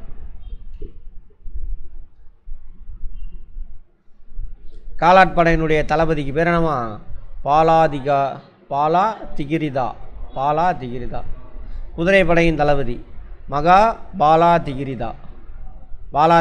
காலாட்படை, காலில் நடந்து போய் சண்டை போகிறான். குதிரைப்படை மகா பாலா திகிரிதா. ஆமாம். ஒற்றர்கள் தங்களுக்கு ஒரு செய்தி கொண்டு வந்திருக்கிறேன் மன்னான் வருவான்ல, ஒற்றன். மக்களோட மக்களாக இருந்து, அதாவது ஸ்பை, ஐஎஸ்ன்னு சொல்லுவாங்க, இன்டெலிஜென்ஸ் செக்ஷன் அப்படின்னு சொல்லுவாங்க. சரியா? போலீஸ் டிபார்ட்மெண்ட்லேயே அவன் அந்த மாதிரி இருப்பான். யூனிஃபார்ம் போட மாட்டான், மக்கள் மாதிரியே சேவ் பண்ண மாட்டான். என்ன நடக்குதுன்னு டீ கடையில் அங்கே எங்கேயாவது கூட்டம் நடந்தால் அங்கே என்னென்ன பேசிக்கிறாங்க எல்லா விஷயத்தையும் எடுத்துகிட்டு போய் கொடுப்பாங்க ராஜாவுக்கு. உள்நாட்டிலையும் இருப்பாங்க, வெளிநாட்டிலையும் இருப்பாங்க. வெளிநாட்டில் என்ன நடக்குது, நம்ம நாளை படகடை எடுக்க போகிறானுங்களா, அதையும் வாட்ச் பண்ணிடுவோம். இப்போ வரைக்கும் இருக்குது. சரியா? ரைட். அந்த மாதிரி அப்போது புத்தர்கள் காலத்தில் உளவு பார்க்கக்கூடிய ஒற்றர்களுக்கு பேர் என்னது, தூதகா. உஜ்ஜைன், மதுரா, உத்தரப்பிரதேசம். இந்த சம்பல் நதி இது யமுனை. சரியா? இது வந்துட்டு கங்கை.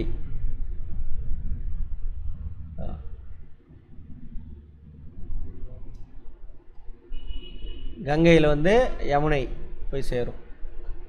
இதான் பிரியாகை அப்படிங்கிறது. அலகாபாத் தான் கங்கை யமுனை சேர்றது. இந்த ரெண்டு நதிக்கு நடுவில் இருக்கப்படுறது தோப் அப்படிம்பாங்க.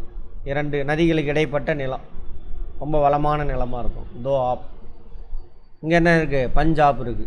ரெண்டு நதிக்கு இடைப்பட்டது. இது 5 நதி, 1 2 3 4 5 நதி, 5 நதிக்கு இடைப்பட்டது. அதனால தான் அதுக்கு பேர் பஞ்சாப். ஓகேவா? பஞ்சுனான்னு அர்த்தம், 5ன்னு அர்த்தம். சமூகம், பொருளாதாரம், நிலம் மற்றும் விவசாயிகள். சமூக பொருளாதாரம் எப்படி இருந்திருக்கு அப்படின்னு சொல்கிறாங்க. காமாந்தகரால் எழுதப்பட்ட நிதிசாரம் எனும் நூல். நோட் பண்ணிக்கோங்க. காமாந்தர் நிதிசார நூலை எழுதினவர் யார்? அரசு கருவூலத்தின் முக்கியத்துவம் வருமானத்தையும் பல வழிகளும் குறிப்பிடுகிறது. இதில் நிதிசாரங்கிறது. ஆனால் அரசுக்கு நிதி ரொம்ப முக்கியமா? நிதி எங்கேருந்து கிடைக்கும்?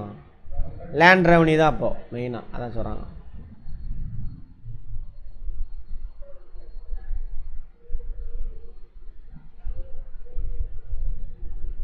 படையெடுத்து போகணும் ராஜா. அப்போ என்ன வேணும்? படையை மெயின்டைன் பண்ணணும், படைக்கு சம்பளம் கொடுக்கணும், ஆயுதெல்லாம் தயாரிக்கணும், குதிரை வாங்கணும், எல்லாம் வாங்கணும். பணம் வேணுமா? அப்போ வரியிலேருந்து வந்த பணத்தை வச்சு தான் என்ன பண்ணிட்டானுங்க, அதெல்லாம் திரட்டி படையெடுத்து போகிறாங்க. வரி இல்லை அப்படின்னா ஒன்றும் பண்ண முடியாது. அதான் சொல்கிறாங்க. நிலவரி அரசின் முக்கிய வரி. நோட் பண்ணிக்கோங்க. விவசாயிகளுடைய நிலைமை பரிதாபமாக இருந்துச்சாமா. ஏகப்பட்ட வரி செலுத்தியிருக்கானுங்க. கொத்தடிமை நிலைக்கெல்லாம் மாறுறாங்க. பாகியான்னு சொல்லியிருக்காரு, பாடலிபுத்திரத்தில் உள்ள மக்கள் நல்லா வாழ்ந்தாங்க. பட் கிராமத்தில் தானே விவசாயம் நடக்குது, அந்த மக்கள்லாம் ரொம்ப கஷ்டப்பட்டுருக்காங்க. ஏன்னா ஏகப்பட்ட வரி. நிலங்களை வகைப்படுத்தியிருக்காங்க. சேத்ரா, கிலா, அப்ரகதா, வஸ்தி, கபத சரகா. அப்படி எத்தனையோ வகையாக பிரிச்சுருக்காங்க. 1 2 3 4 5 வகையாக பிரிச்சுருக்காங்க நிலங்களை. சேத்ரா அப்படின்னாக்கா வேளாண்மைக்கு உகந்த நிலம். கிலானா தரிசு நிலம், விவசாயம் செய்ய முடியாத நிலை. அப்ரகதா வானம் அல்லது காட்டு நிலங்கள். வனம் அல்லது காட்டு நிலம். காடு இருக்குல்ல, அதுக்கு பேரானுவா அப்ரகதா. வஸ்தி குடியிருப்புகள், வீடு கட்டி அங்கே வாழலாம். கபத சரகா மேய்ச்சல் நிலங்கள். இப்படி 5 வகையாக வகைப்படுத்தியிருக்காங்க. வணிகமும் வர்த்தகமும். அந்த விவசாயம் நல்லா நடந்திருக்கு. அதுக்கு முன்னாடி என்னாச்சு, நிறையா தொழில் செய்கிறவங்களாம் இருந்திருக்காங்க. ஸோ அப்போ உபரி கிடைக்குது. அப்போ ஏற்றுமதி இறக்குமதி பண்ணுறாங்க. வணிகர்களில் 2 வகை இருந்திருக்காங்க எங்கள் குப்தர்கள் காலத்தில். சிரேஸ்தி, சார்த்தவாகா அப்படின்னு 2 வகை இருக்குது. சிரேஸ்திக்கு என்ன வித்தியாசம்னு சொல்கிறாங்க. கடை போட்டு அங்கேயே வியாபாரம் செய்கிறவன். அப்போ அவன் என்னவா இருப்பான், மாட்டு வண்டியில் கட்டிக்கிட்டு, இப்போ ஆட்டோலாம் வச்சுட்டு விற்கிறான்ல, அந்த மாதிரி விற்கிறாரு.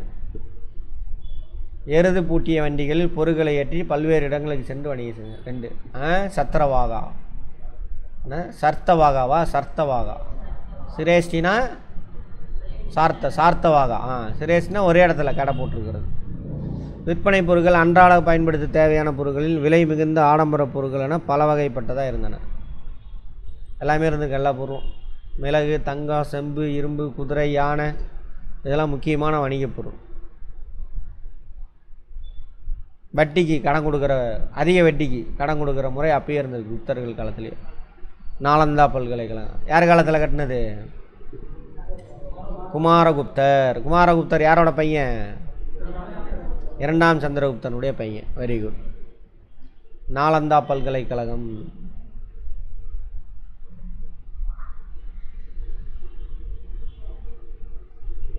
குப்தர்கள் காலத்தில் கட்டப்பட்டு உருவாகுது. அரசர் அதுக்கு ஆதரவு கொடுக்குறாரு.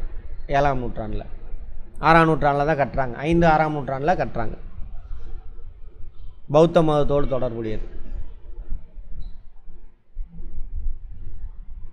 யோகா, வேத இலக்கியங்கள் இவனுங்களாம் உருவாக்கிக்கிட்டானுங்க. மருத்துவம் இதெல்லாம் கற்பிக்கிறாங்க. யோகா இருக்க வாய்ப்பு இருக்குது. யோகாவினுடைய பிறப்பிடம் கூட தமிழ்நாடு தான். மறைக்கிறானுங்க எல்லாத்தையும். மருத்துவம் இதெல்லாம் வேத இலக்கியம் சொல்லி கொடுத்தாங்களா இல்லையான்னு தெரில, வாய்ப்பு கம்மி தான். இவனுங்களாம் உள்ளே நுழைச்சிக்குவானுங்க. புத்த மதத்துக்கும் வேத மதத்துக்கும் என்ன சம்மந்தம் இருக்குது? அப்பல்கலைக்கழகத்தில் யுவான் சுவாங் பௌத்த தத்துவத்தை பற்றி படிப்பது பல ஆண்டுகள் செலவழித்தார். அரசர் காலத்தில் வருவார். முதல்ல வந்தார் ஃபாகியான், அப்புறம் யுவான் சுவாங். யார் காலத்தில் வந்தாங்க எல்லாமே கேட்பாங்க கேள்வி. அந்த வளாகத்தில் 8 மகா பாடசாலைகளும் 3 மிகப்பெரிய நூலகங்களும் இருந்திருக்காமா. அப்போவே 1500 வருஷத்துக்கு படிப்புக்கு முக்கியத்துவம் கொடுத்துருக்காங்க. இப்போ எப்படி இருக்குது? பீகார், உத்தரப்பிரதேசலாம் படு மோசம். ஹிந்தியை கொண்டு நுழைச்சி விட்டு பாருங்கள். பீகார், உத்தரப்பிரதேசக்காரனுங்களாம் ஆஸ்திரேலியாவுக்குள்ளே படிக்க விட மாட்டேங்கிறானுங்க இப்போ.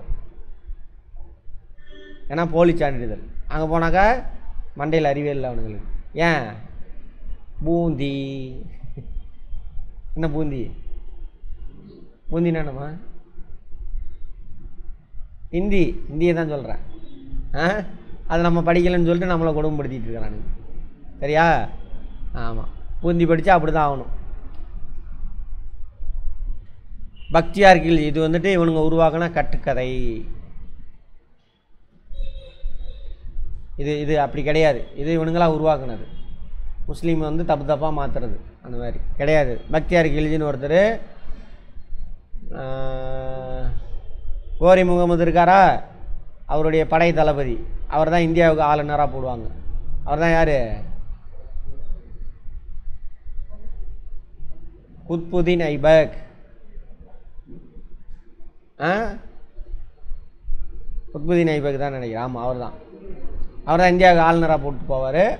அவர் கீழே ஒரு படைத்தளவு தான் இவர் பக்தியார் கில்ஜி. அவர் குத்புதீன் ஐபக் டெல்லி இந்த ஏரியாவில் ஆளுநராக இருப்பார். கோரி நாடு இவ்வளோ பெருசு. முகமது கோரி அவங்க நாட்டுக்கு திரும்பி போயிட்டுருப்பார். எங்கள் இந்திய நிலப்பகுதிக்கு யார்? குத்புதீன் ஐபக். இவர் தலைமையில் ஒரு படையை இந்த பக்கம் அனுப்புவார். போய் வங்காள வரை கைப்பற்றுவான்ட்டு. அவர் அப்படி போகிறப்ப அவர் தான் அழிச்சிட்டாரு. யார்? பக்தியார் கில்ஜி தான் அழிச்சிட்டாரு அப்படின்னு. ஏன்னா அவங்க கோயில் இதெல்லாம் தொடவே மாட்டாங்க. சமய விஷயத்தில் மேக்ஸிமம் தலையிட மாட்டாங்க. ஏன்? அதுக்கப்புறம் அவனுக்கு 500 வருஷம் ஆட்சியை செஞ்சுருப்பாங்க. 200, ஆமாம் 500 வருஷம் ஆட்சி செஞ்சுருப்பாங்க. எந்த கிராமத்தில் எந்த ஒரு மதம் எதுவுமே மாறி இருக்காது. அப்படியே தான் இருக்கும். அவன் தானே ராஜா, என்ன அழிச்சிருக்கலாம் எல்லாத்தையும். அப்போவே அவன் அடுத்தவங்களுடைய சமய விஷயத்தில் தலையிடவே மாட்டாங்க. முடிஞ்சால் ஹெல்ப் பண்ணுவாங்க. சரியா? அதனால தான் அவங்களால இவ்வளோ நாள் ஆட்சி செய்ய முடிஞ்சுது. இல்லை இருக்காது, கலவரமாக ஏதாவது ஆயிருக்கு. இவனுக்கு சும்மா உருவாக்குறானுங்க இவனுங்களாம். சரி, அந்த மாதிரி அந்த பக்தியார் கிழிச்சு தான் அதை அழிச்சிருப்பாருன்னு இவனுக்கு ஒரு கட்டுக்கதை. நாலந்தா எப்படி அழிஞ்சிச்சுன்னு இப்போ தான் கண்டுபிடிக்கிறாங்க. நாலந்தா பல்கலைக்கழகம் இருந்ததுக்கான எவிடன்ஸ் எல்லாம் யுவான் சுவாங் குறிப்பில் எல்லாத்துலேயும் இருக்குது. எங்கடான்னு தேடி பார்த்தா எங்கேயுமே இல்லை. அப்புறம் அந்த பில்டிங்கை கண்டுபிடிச்சி இதுவாக தான் இருக்கும் அப்படின்னு அப்புறம் தான் முடிவு பண்ணாங்க. எப்படி அழிஞ்சிருப்பாங்க அப்படிங்கிறப்ப இவர் மேலே பழிய தூக்கி போட்டானு. அவங்க தொட மாட்டாங்க. நினச்சிருந்தா இந்தியாவில் இருக்கக்கூடிய எல்லா அந்த கோயில்களையும் மாற்றிருக்கலாம். அவங்க அப்படியெல்லாம் எதுவும் பண்ணலை. எல்லாம் இன்ன வரைக்கும் அப்படியே தான் இருக்குது. மாறா பார்த்தீங்கன்னா இந்துக்களே மன்னர்களே அழிச்சிக்குவானுங்க. இப்போ கர்நாடகாவில் இருந்த ஒரு கோயிலெலாம் பார்த்திங்கன்னா இவனுங்க மராத்தியர் வந்து அழிச்சிருப்பானுங்க. அந்த கோயிலெலாம் கட்டி கொடுத்ததே அங்கே இருந்த திப்பு சுல்தானும் ஹைதர் அலி அவங்க தான் ஹெல்ப் பண்ணியிருக்காங்க. புரியுதா? இதுதான் வரலாறு. இவனுக்கு வேணுனே திணிக்கிறானுங்க இந்த மாதிரி. சரி, ரெண்டையும் தெரிஞ்சு வச்சுக்குவோம். யுனெஸ்கோவின் உலக பாரம்பரிய சின்னமாக உருவாகிட்டு இப்போ நாலந்தா பல்கலைக்கழகத்தை மீண்டும் உருவாக்குறதுக்கு நிதி உதவி கொடுக்குறாங்க. நேரம் உருவாகிருக்கணும், இவனுங்க வந்ததுனால நாசம் பண்ணிகிட்டு இருக்காங்க. சீனா, ஜப்பான், கொரியாலாம் அதுக்கு நிதி உதவி கொடுக்குறாங்க. அங்கே தான் என்ன இது இருக்குது, மதம் பௌத்தத்தில் இது மகாயானம் இருக்குது, சப்போர்ட் பண்ணுறாங்க. சரி, ஹூனாஸ் நாடோடி பழங்குடியினர்.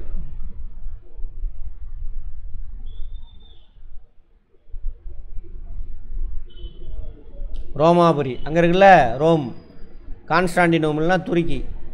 மத்திய ஆசியாவிலேருந்து பழங்குடியினருங்க, அவங்க தான் ஹூனர்கள்.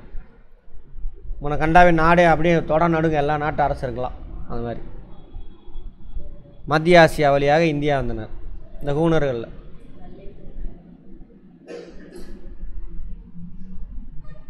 ஹூனர்கள் வந்தாங்கன்னு பார்த்தோம்ல, ஸ்கந்தகுப்தரை ஃபஸ்ட்டு தோற்று போயிடுவாங்க. அடுத்து 12 வருஷம் கழித்து ஸ்கந்தகுப்தரை தோக்கடிச்சிடுவாங்க அப்படின்னு பார்த்தோம். இந்தியா முழுவதும் பரவுறாங்க. வட இந்தியாவில் ஹூனர்கள் இந்தியாவில் பரவுறாங்க.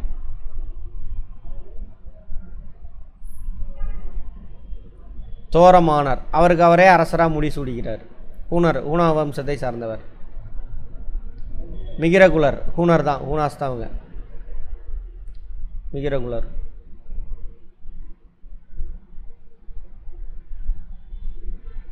யசோதவர்மன்னா ஹூனர்களை வந்து தோக்கடிக்கிறார். அதாவது மத்திய ஆசியாவிலேருந்து இங்கே வந்து குப்தர்கள் ஆட்சி செஞ்ச பகுதியெல்லாம் கைப்பற்றி ஆட்சி செய்கிறாங்க. அப்படி இருந்த முக்கியமான யார், தோரமானர் அப்படிங்கிறவர் ஹூனாஸ். இன்னொருத்து மகிரகுலர், மத்திய ஆசியாவிலேருந்து வந்தவங்க. சாலையெல்லாம் போட்டிருக்காங்க. பாடலிபுத்திரம், உஜ்ஜயினி, வாரணாசி, மதுரா வணிக நகரங்களாக இருந்திருக்கு. அப்போது கேட்பாங்க, வணிக நகரம்னா புரியல, சுற்றியில் உள்ள கிராமங்கள் வந்து அங்கே பொருளை, அவன்கிட்ட உள்ள பொருளை விற்றுட்டு இவனுக்கு தேவையான பொருளை வாங்கிட்டு போவாங்க. எது? பாடலிபுத்திரம், உஜ்ஜயினி, வாரணாசி, மதுரா.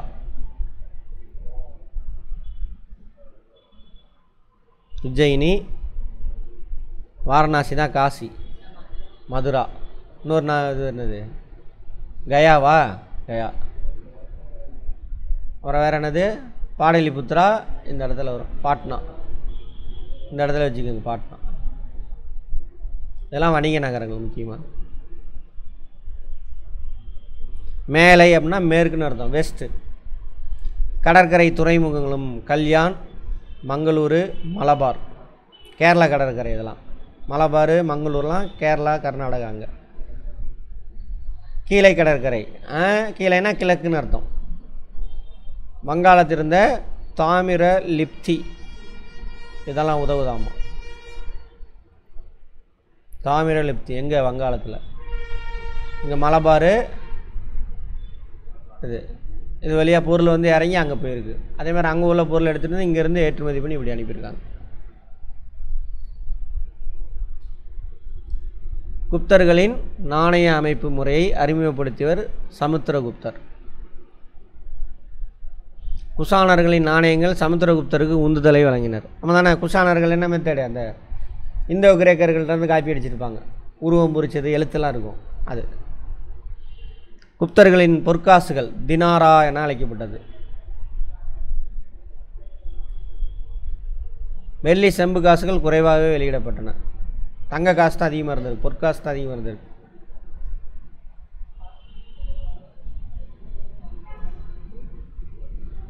ஆரம்பத்தில் தங்க காசு தான் அதிகமாக இருந்திருக்கு. கடைசி காலகட்டத்தில் தங்க காசு குறைஞ்சி மற்ற காசு வந்துருக்கு. அப்போ என்ன ஆயிடுச்சு, செழிப்பு குறைஞ்சிருச்சு, வளம் குறைஞ்சிருச்சுன்னு அர்த்தம். உலோகவியல், மெட்டலர்ஜி இங்கிலீஷில் சிறப்பாக இருந்துச்சு. சுரங்கத் தொழில், இரும்பு தூண் யாரோட காலத்துது? 2ஆம் சந்திரகுப்தர். உலோகத் தொழில் வளர்ச்சி பெற்றிருந்தது என்பதை எடுத்துக்காட்டு சந்திரகுப்தரால் 2ஆம் சந்திரகுப்தரால் நிறுவப்பட்ட மெகரோலி இரும்பு தூண் இன்னும் இருக்குது, அப்படியே இருக்குது. அவங்க பயன்படுத்தின உலோகங்கள் இரும்பு, தங்கம், தாமிரம், தகரம், ஈயம், பித்தளை, செம்பு, மணி, வெண்கலம், மைக்கா, மேங்கனீஸு, சுண்ணாம்பு, இந்த மாதிரி எல்லா உலோகம் பயன்படுத்திருக்காங்க. சமூகம் எப்படி இருந்துச்சு சார்? 4 வர்ணங்களை கொண்ட வர்ணாசிர முறையில் அமைந்திருந்தது. முடிஞ்ச கதை என்னது அப்படின்னா, ஜாதி பிந்தைய வேத காலம் வந்துருச்சுங்க. தந்தை வழி சமூகம், பெண் அடிமை முடிஞ்சு போச்சு. அடுத்தது மனுவின் சட்டங்கள் நடைமுறையில் இருந்தன. மனு நீதின்னு சொல்கிறாங்களே, அது அதில் தான் சொல்லுது, நீ என்னென்ன குலத்தில் ஜாதியில் பிறகுலையோ அந்த குலத்தொழில் தான் செய்யணும். நீ திறமையானவனாக இருந்தாலும் சரி, அதோட உன் குலத்தோட திறமையான வேலை செய்கிறது திறமையானவனாக இருந்தாலும் நீ அதை பண்ணக்கூடாது. உன் குலத்துக்கு என்ன தொழில் கொடுத்துருக்கோ அதுதான் நீ செய்யணும். அதுக்கு பிறகு தான் மனு தர்மம். ஆமாம், தர்மமாக அது. ஆமாம், அதையும் மீறி நீ செஞ்சினா அவ்வளோதான், நீ அடுத்த பிறவியில் வேறு மாதிரி பிறப்ப அப்படின்றாங்க. அது பிராமணன் இருக்கான் இல்லையா, பிராமணெல்லாம் வேலை செஞ்சாக்கா அடுத்த பிறவியில் பண்ணியாக பிறப்பானாம்மா. அப்படி நான் சொல்லலை, மனு தர்மத்தில் சொல்லி, அதனால தான் அவங்க வேலையை செய்ய மாட்டாங்களாம் அப்படின்னு சொல்லிட்டு. தர்மம் கிடையாது, இது அதர்மம். அவற்றின்படி பெண்கள் தந்தையின், கணவனின் அல்லது மூத்த மகனின் பாதுகாப்பில் இருத்தல் வேண்டும். பெண்கள் தனியாகவே இருக்கக்கூடாது, அவங்க எந்த முடிவும் எடுக்கக்கூடாது. ஒன்று அப்பா சொல்கிறத கேட்கணும், இல்லை வீட்டுக்காரன் சொல்கிறத கேட்கணும். 2 பேர் இல்லையா, மூத்த மகன் சொல்கிறத கேட்கணும். சரியா? அப்படி பலதார மனம் பரவலாக இருந்தது. இவன் என்ன பண்ணுவான், நிறைய கல்யாணத்தை பண்ணிக்குவான். அரசர்களும் நிலப்பிறப்புகளும் ஒன்றுக்கு மேற்பட்ட மனைவரே பெற்றிருந்தனர். குபேர நாகா, துரு பசுவாமினி ஆகிய இருவரும் 2ஆம் சந்திரகுப்தன் ஆசிரியரான கல்வெட்டுகள் உறுப்பினர். நோட் பண்ணிக்கோங்க. குபேர நாகா, துரு பசுவாமினி 2 பேரும் யாரோட ஆசிரியர்களாமா? 2ஆம் சந்திரகுப்தனுடைய ஆசிரியர். உடன்கட்டை ஏறும் முறை குப்தர்கள் காலத்தில் பின்பற்ற சதி இந்திய வேத காலத்தில் இருந்தது, மீண்டும் எல்லாமே வந்துருச்சு. ஆனால் இப்போ என்ன கதை விட்டுக்கிட்டு இருக்கானுங்க, இங்கே இஸ்லாமியர்கள் வந்த உடனே தான் என்ன பண்ணிட்டானுங்க, இந்த உடன்கட்டை ஏறுதெல்லாம் வந்துச்சு, ஜாதி முறை வந்துச்சுன்னு கதை விட்டுக்கிட்டு இருக்காங்க இப்போது. ஏன்னா அந்த புத்தகத்தில் எதுலேயுமே இல்லை, வட இந்தியாவில் இல்லை, எந்த புத்தகத்துலையும் இந்த வரலாறு இல்லை. ஆனால் ஏமாற்றி தர்றானுங்க. அடிமை முறை,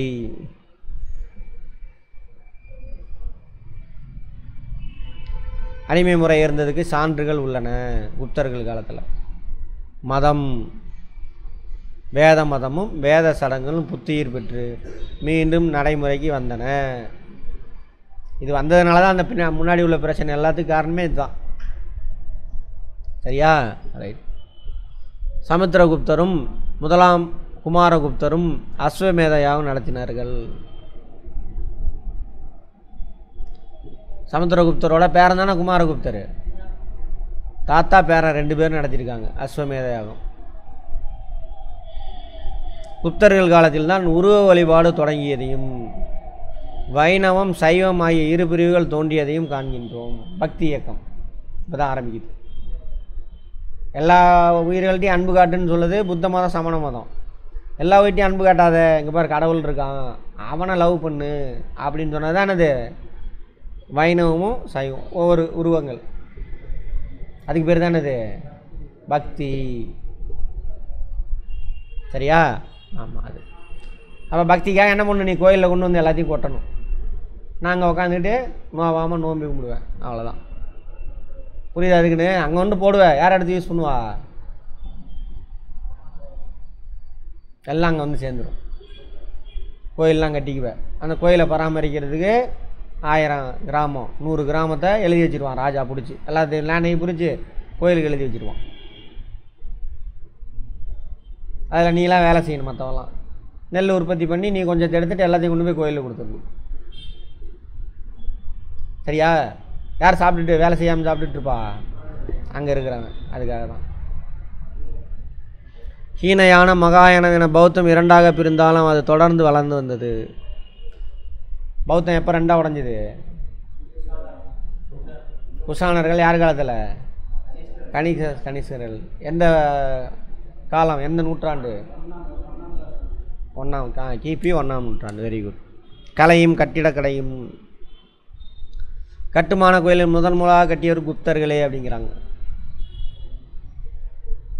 ஆனால் அங்கே ஒன்றும் அந்த மாதிரி கோயில் இல்லையே, எதை சொல்கிறான்னு தெரியல. இது முன்பிருந்த மரபான பாறை குடைவரை கோயில்களின் அடுத்த கட்ட பரிணாம வளர்ச்சி. முதல் கோயிலே குடைவரை கோயில் தான். அது கோயில் கிடையாது, குடைவரை. இந்த சமண புத்த மத துறையில் தங்கிறதுக்கான இடம் அது, கோயிலெலாம் கிடையாது. கோயில்னு இவனுக்கு மாற்றி விட்டானுங்க. அவன் தங்கிறதுக்காக குகையில் போய் தங்கியிருப்பான். குகை இல்லாத இடத்துல குடஞ்சி குகையை உருவாக்குவான். அப்புறம் அவனுடைய குருமார்களோட சிலையை அங்கே வடிக்கிறான். சும்மா தானே உட்காந்துருக்கான், வடிக்கிறான். அது வந்துட்டு என்ன ஆயிடுச்சு, முனிவர்னு சொல்லிட்டு இருக்கோம். அப்போ அடுத்து அதோட பரிணாமம் தானே அது.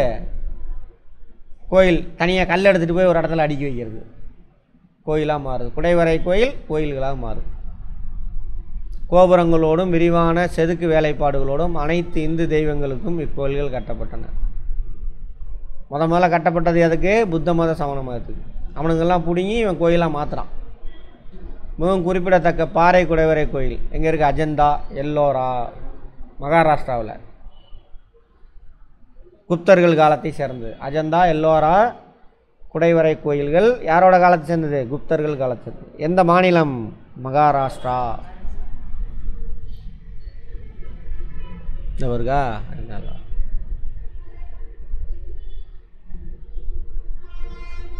பாக் மத்திய பிரதேசம், ஒடிசாவில் உதயகிரி. இதெல்லாம் குப்தர்கள் காலத்தில் கட்டப்பட்ட கோயில்கள், கட்டுமான கோயில்கள். கட்டுமானம்னா அந்த கல் ஒரு இடத்துல வெட்டி இன்னொரு இடத்துல கொண்டு வந்து கட்டுறது. இதையவே எங்கே கற்றுக்குவான் அப்படின்னாக்கா பல்லவர்கள்ட்ட தான் கட்டுவாங்க. பல்லவர்கள் தான் முதல்ல அந்த கோயில் கட்டுறதுல சிறப்பு. இது இருக்கா என்ன ஒரு தஞ்சாவூரா? பல்லவர்கள் தஞ்சாவூரா? காஞ்சிபுரம். முதல்ல காஞ்சிபுரம், அதுக்கு முன்னாடி மாமல்லபுரம். இங்கே மாமல்லபுரம் பல்லவர்கள் தான். அங்கேருந்து இவங்கெல்லாம் காப்பி அடிச்சிருப்பாங்க. கட்டுமான கோயில்கள் இங்கே பாருங்கள். திராவிட பாணி இருக்கா? திராவிட பாணியினுடைய துவக்கமே யார்? பல்லவர்கள். இவங்கள்ட்ட இருந்தால் அவங்க கட்டுக்குவாங்க. குடைவரை கோயில், ஒற்றைக்கல் ரதம் எல்லாம் அங்கே இருக்கும். எங்கே? மாமல்லபுரத்தில். வருது, அடுத்தது வரும், பார்ப்போம். அப்புறம் கடற்கரையில் கல்லை வெட்டிட்டு போய் மகாபலிபுரத்தில் கடற்கரை கோயில் பார்த்துருக்கீங்களே, கல் எடுத்து வெட்டிட்டு போய் அடுக்கி வச்சுருப்பானுங்க. சிமெண்ட்டு கிமெண்ட் எதுவும் பூசியிருக்க மாட்டான், சுண்ணாம்பு கூட பூசியிருக்க மாட்டான்.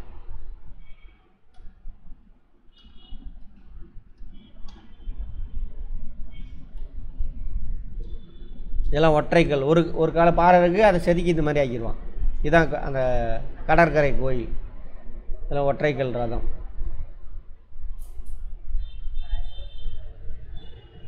அந்த கடற்கரை கோயில் கல் எடுத்துகிட்டு போய் வைக்கிறது. அதே மாதிரி அப்புறம் அங்கே எங்கே கட்டுவான்?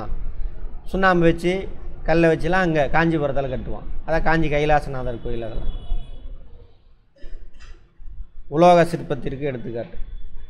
நாலந்தாவில் 18 அடி உயரமுள்ள புத்தரின் செப்பு சிலை இருக்காமா, நாலந்தாவில் இருக்காமா. சுல்தான் கஞ்ச் என்னும் இடத்தில் 7.5 அடி உயரமுள்ள புத்தரின் உலோக சிற்பம். சுல்தான் கஞ்ச் அப்படின்ற இடத்துல. நாலந்தாவில் செம்பு. அதே மாதிரி ஓவியக்கலை. அஜந்தா குகை ஓவியங்கள். குவாலியர் பாக் குகை ஓவியங்கள். குவாலியரில், மத்திய பிரதேஷ். அஜந்தாவில் அஜந்தா குகை ஓவியம் பார்க்குறீங்களா?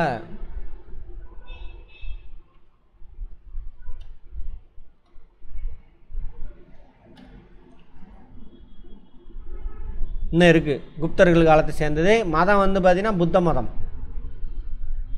மதம் எந்த மதத்தோடு தொடர்புடையது? அஜந்தா, எல்லோரா குகை ஓவியங்கள், சிற்பங்கள்லாம் கேட்டாங்கன்னா புத்த மதத்தோடு தொடர்புடையது. சரியா? யாரோட காலத்தை சேர்ந்தது? குப்தர்கள் காலத்து. இதெல்லாம் புத்தரோட படத்தை எப்படி அப்பயே வரைஞ்சி வச்சுருக்கானுங்க பாருங்க. இன்னும் அப்படியே இருக்குது மூலிகையில். எங்கே இருக்குது? அஜந்தாவில். இதே அவனுக்கு கிருஷ்ணன் அது இதுன்னு பெரும்பாலும் பேர் வச்சுக்குவானுங்க, பேரை மாற்றிடுவானுங்க அவனுங்க. எல்லாம் அவனுங்களது. இலக்கியம். பிராகிருதம் மக்களால் பேசப்படும் மொழியாக இருந்த பொழுதும் சமஸ்கிருதத்தை அலுவல் மொழியாக கொண்டிருந்தனர். பிராகிருதம் தான் மக்கள் மொழி வட இந்தியாவில். ஓகேவா சார்? வாங்க சார். குப்தர்கள் காலத்தில் சமஸ்கிருதம் அலுவல் மொழியாக மாறிடுச்சு. யாருக்கு தெரியுமா அந்த மொழி? இப்போ மாதிரியே தான். சட்டம்லாம் இங்கிலீஷில் இருக்குது, பாமர மக்களுக்கு அது என்ன எழுதியிருக்கு எதுனே தெரியாது. அதுக்கு பேர் ஜனநாயகன்றானுங்க. சரியா? சட்டத்தின் ஆட்சி தான் நடக்குது. அப்போ சட்டம்லாம் எதில் இருக்கணும்? தாய்மொழியில் இருக்கணும். தமிழ்லன்னு சொல்லாதீங்க, அவன் தாய்மொழியில் இருக்கணும். ஆமாவா? வேறு மொழியிலனா மக்களுக்கு புரியுமா? அதுக்கு பேர் ஜனநாயகமா, மக்களாட்சியா? இப்போ என்ன நடந்துக்கிட்டு இருக்குங்க? எதோ நடக்குது மக்களாட்சின்ற பேரில். ஆமாம், இன்றைக்கி கவர்மெண்ட், தமிழ்நாடு கவர்மெண்ட் என்ன ஆட்சி மொழி சட்டத்தை தீவிரமாக பின்பற்றணும். ஆட்சி மொழி சட்டம்னு ஒன்று இருக்குது. தமிழில் தான் எல்லா அரசாங்க அலுவல் நடவடிக்கைலாம் தமிழில் தான் நடக்குன்னு சட்டம் இருக்குங்க. அது ஒழுங்காக பின்பற்றுறதில்ல. அதை பின்பற்றுங்க இன்னையிலேருந்து அப்படின்னு திரும்ப ஆர்டர் போட்டிருக்காங்க. பாருங்கள். ஏன்? அப்போ தான் என்ன அவன் மக்களுக்கு புரியும். அவர்களுடைய கல்வெட்டுகள் அனைத்தும் சமஸ்கிருத மொழியிலேயே உள்ளன. ஏன்னா ஆட்சி மொழி சமஸ்கிருதம், வளர்ச்சி பெற்றிருக்கு சமஸ்கிருத இலக்கணம். பாணினி எழுதின அஷ்டதியாயி, பதஞ்சலி எழுதிய மகாபாஷ்யம் நூல்களை அடிப்படையாக கொண்டது. இந்த பாணினி, பதஞ்சலி இவனுங்கெல்லாம் குப்தர்கள் காலத்தில் இருந்தவங்க தான். ஆனால் இவனுங்கெல்லாம் கொண்டு போய் முன்னாடி வச்சுக்கிட்டானுங்க.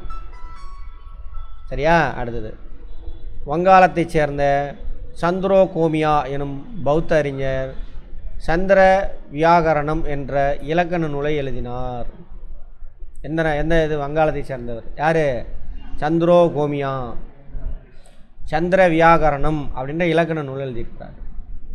காளிதாச இயற்றிய நாடக நூல்கள் சாகுந்தலம், மாளவிகாக்னிமித்திரம், விக்கிர ஊர்வசியம் இதெல்லாம் யாரோட நூல்? காளிதாசரோட நூல். யார் காலத்தை சேர்ந்தவர்? குப்தர்கள் காலத்தை சார்ந்தவர்கள். அதேமாதிரி காளிதாசனுடைய வேக நூல் வேறு. இதெல்லாம் நாடக நூல், வேறு நூல்கள். இதெல்லாம் நாடக நூல்கள். சாகுந்தலம், மாளவிகாக்னிமித்திரம், விக்கிரம ஊர்வசி நாடக நூல்கள். சாதாரண நூல்கள் இதெல்லாம் மேகதூதம், ரகுவம்சம், குமார சம்பவம், ரிது சம்ஹாரம் இதெல்லாம் யாரோடது? காளிதாசரோட. யாரோட காலத்தை சேர்ந்தவருங்க? குப்தர்கள் காலத்தை சேர்ந்தவர். கணிதம், வானவியல், மருத்துவம். பூஜ்ஜியம் கண்டுபிடிப்பு அவங்க சொல்கிறான். பூஜ்ஜியம் ஆக்சுவலாக தமிழில் தான் கண்டுபிடிச்சிருப்பாங்க. முதல்ல அவன்கிட்ட எழுத்தே கிடையாது அவனுங்களுக்கு, ஆனால் பூஜ்ஜியத்தை கண்டுபிடிக்கிறானுங்க. அதன் பரிணாம வளர்ச்சியாக தசம எண் முறையும் குப்தர்கள் நவீன உலகிற்கு விட்டு சென்றுள்ள மரபு சொத்தாகும் அப்படின்னு இவனுங்க சொல்லிக்கிறானுங்க. இங்கே தான் வந்திருக்கு எது? பூஜ்ஜியம், அப்புறம் என்னது? தசமயன். தசமயன்னா தெரியும்ல என்னென்னு?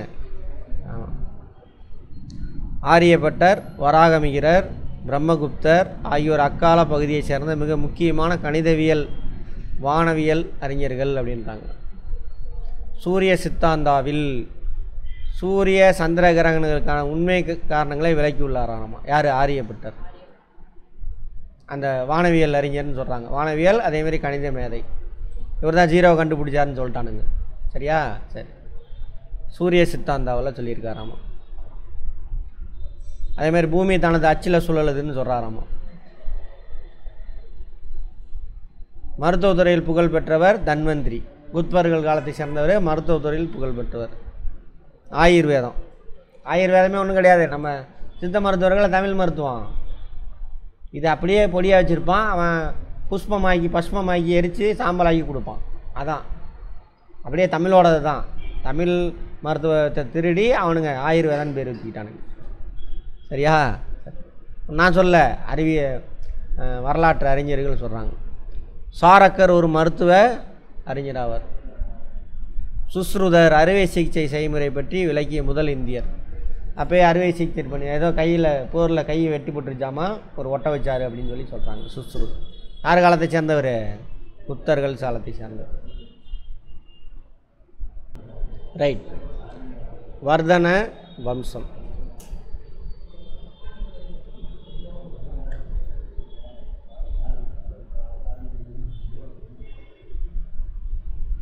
அதுக்கு இன்னொரு பேர் புஷ்யபூதி அப்படிம்பாங்க. வர்தன வம்சத்துக்கு இன்னொரு பேர் என்னது? புஷ்யபூதி வம்சம். தலைநகரம் தானேஸ்வரம்.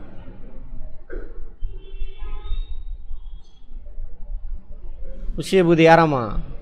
குப்தர்கள்ட்ட படை தளபதியாக இருந்திருக்காங்க. குப்தர்கள் ஆட்சி வீழ்ந்தவுடனே இவர் ஆட்சிக்கு வந்துடுறார்.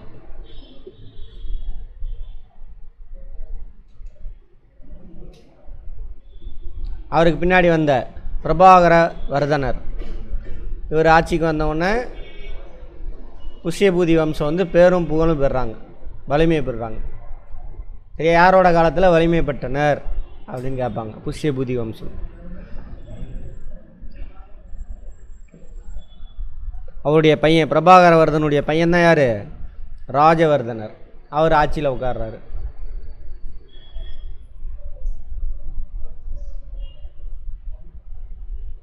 அவருடைய சகோதரி ராஜஸ்ரீ,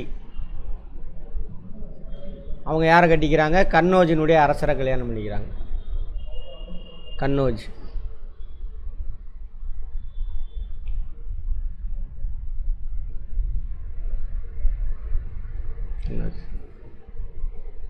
தானேஸ்வரம் தான் அவங்களோட ஃபஸ்ட்டு, அதுக்கப்புறம் கன்னோஜாக மாறும். பார்ப்போம்.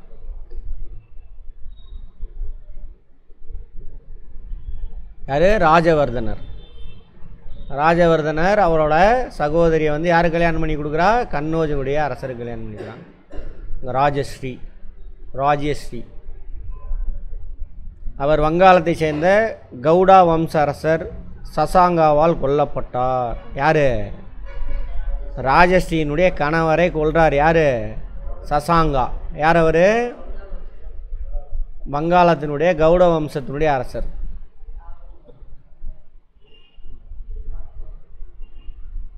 அதே மாதிரி தங்கச்சியும் பிடிச்சி ஜெயிலில் போட்டுடுறான் அவன் சசாங்கா. அவளை மீட்கிறதுக்காக இவன் போகிறான். யார்? ராஜவர்தன். அவனையும் கொலை பண்ணிடுறான். அவருடைய தம்பி ஆட்சிக்கு வர அவர் தான் ஹர்ஷவர்தனர். அப்போ யாரோட பையன் ஹர்ஷவர்தன்? பிரபாகரவர்தனுடைய பையன், சின்ன பையன். சரியா? இவன் தான் அண்ணன். தங்கச்சி ராஜஸ்ரீ வந்துட்டு கன்னோஜி கல்யாணம் பண்ணி கொடுத்துருக்காங்க. இங்கேருந்து வந்த சசாங்க அவனை போட்டு தள்ளிட்டு அவனோட சகோதரியை சிறையில் அடைச்சிட்றான். அவளை மீட்க போன ராஜவர்தனர் இறந்துடுறான். அப்புறம் அவனோட தம்பி ஆட்சிக்கு வரான். வந்து சசாங்காவை போட்டு தள்ளணும். அதுக்காக என்ன பண்ணுவானா, அவன் அஸ்ஸாம் இருக்குல்ல, அஸ்ஸாம் ராஜாவோட கூட்டணி வச்சு சசாங்காவை போட்டு தள்ளுவான். அவன் தான் யார்? ஹர்ஷவர்தன்.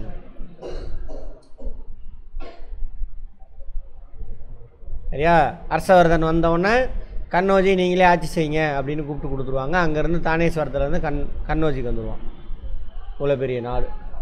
அப்புறம் சசாங்காவையும் தோக்க வச்சிடறான்னா சிக்கிம் எல்லாமே அவங்க கண்ட்ரோலுக்கு வரும். இந்த பக்கம் குஜராத்து, இந்த பக்கம் வங்காளம் எல்லாமே சேர்ந்து வரும்.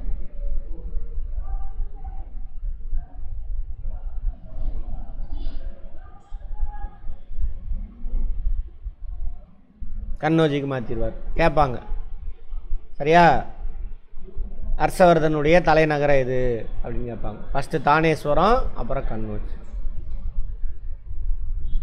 படையெடுப்புகள். புகழ்பெற்ற அரசர் இவர் தான் ஹர்ஷவர்தன். 41 ஆண்டுகள் ஆட்சி செய்கிறார். ஜலந்தர், அதாவது பஞ்சாப் ஹரியானா இருக்குல்ல, அங்கே காஷ்மீர், நேபாளம், வல்லபி எல்லா பகுதியும் ஜெயிக்கிறாங்க.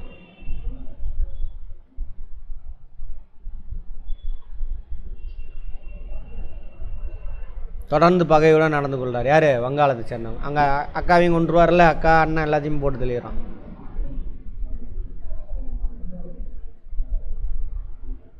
சாளுக்கிய அரசர் இரண்டாம் புலிகேசி. ஒரு தென்னிந்தியா மீது படையெடுக்கிறதுக்கு ட்ரை பண்ணுவார். அங்கேருந்து அங்கே சாளுக்கியாஸ் இங்கே இருக்கு. அங்கே சாளுக்கியாஸ் பார்த்தோமா, அவர் வந்து அவர் தென்னிந்தியா பக்கம் வர விடாமல் தடுத்துடுவார். யார்? இரண்டாம் புலிகேசி.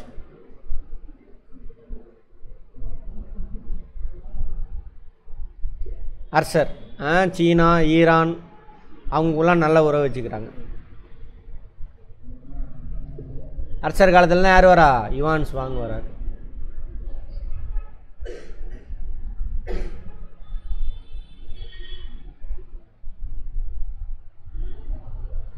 ஹர்ஷர் வந்துட்டு அந்த யுவான் சுவாங்கை சந்தித்த இடம் ராஜ்மஹால் ஜார்க்கண்டில் இருக்குது. அங்கே உள்ள கஜன்கலா அப்படின்ற இடத்துல சந்திக்கிறாங்க. கேட்பாங்க, அரசரும் யுவான் சுவாங் சந்தித்து கொண்ட இடம் எதுன்னு கேட்பாங்க. சரியா? இந்த இடத்துல வரும். இந்த இடத்துல வச்சுக்கோங்க. ஜார்க்கண்ட் இப்போ எடுத்து பார்த்தீங்கன்னா தெரியும். ராஜ்மஹால் ஹில்ஸ்னே ஒன்று இருக்கும். இந்த இடத்துல ஜாகிரஃபியில் பார்ப்போம். நிர்வாகம், அமைச்சரவை இருந்திருக்கு, பிரதம மந்திரி, அமைச்சரவையில் பிரதம மந்திரி இருக்கார். அது போக நிறைய அமைச்சர்கள்லாம் இருந்திருக்காங்க. பாகா, ஹிரண்யா, பாலி 3 வரி அரசர் காலத்தில் போட்டிருக்காங்க. நோட் பண்ணிக்கோங்க, கொஸ்டின் இது. குப்தர்கள் காலத்தில் எளிமையாக இருந்தது குற்றவியல் சட்டம். இது வந்து கடுமையாக இருந்திருக்கு ஒரு காலத்தில். ஆயுள் தண்டனைலாம் கொடுத்துருக்காங்க. பேரரசு முழு சட்டம் ஒழுங்கு பராமரிக்கப்பட்டது. சட்டம் ஒழுங்கு பராமரிக்கணும்னா என்ன அர்த்தம்? சட்டத்தை மீறினாக்கா அவனை பிடிச்சிட்டு வந்து தண்டனை கொடுக்குறது. அதான் சட்டம் ஒழுங்கு பராமரி. அதை பார்த்துட்டு மற்றவன் தப்பு செய்யாமல் இருப்பான். சரியா? அதான் வலிமை ஒழுக்கம் ரெண்டையுமே கவனம் செலுத்தியிருக்காரு.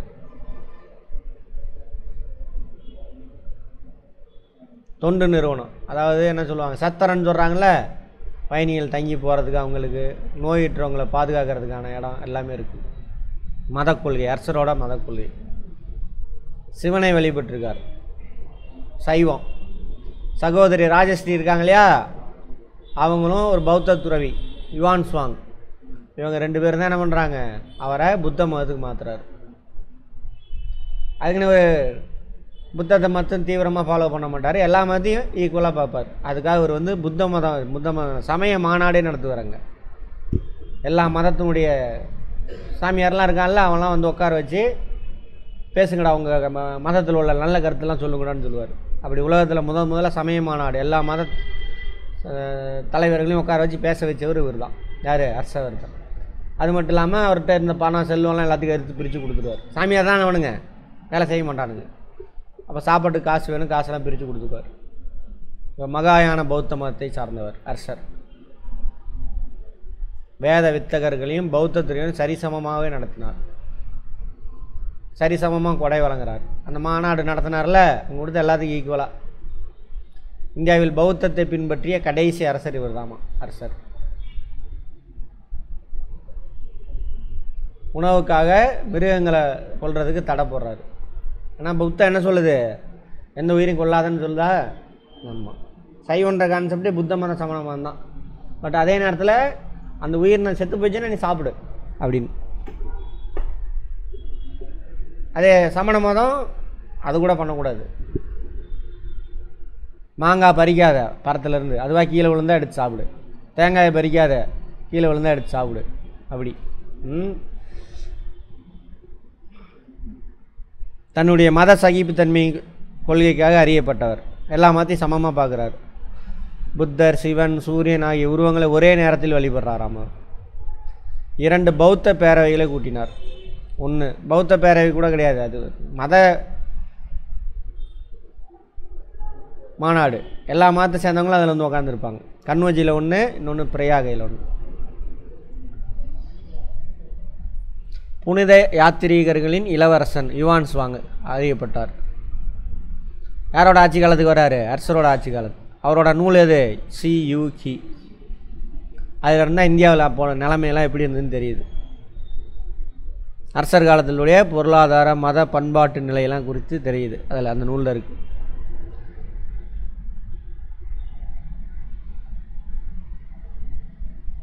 கும்பமேளா அப்பயே நடந்திருக்கு. பிரயாகை இருக்கு இல்லையா, அங்கே கங்கையில் கும்பமேளாவில் போய் கலந்துக்கு போயிருக்காரு. ஒரு பௌத்தராக இருந்தாலும் அதுக்கு போயிருக்காருன்றாங்க.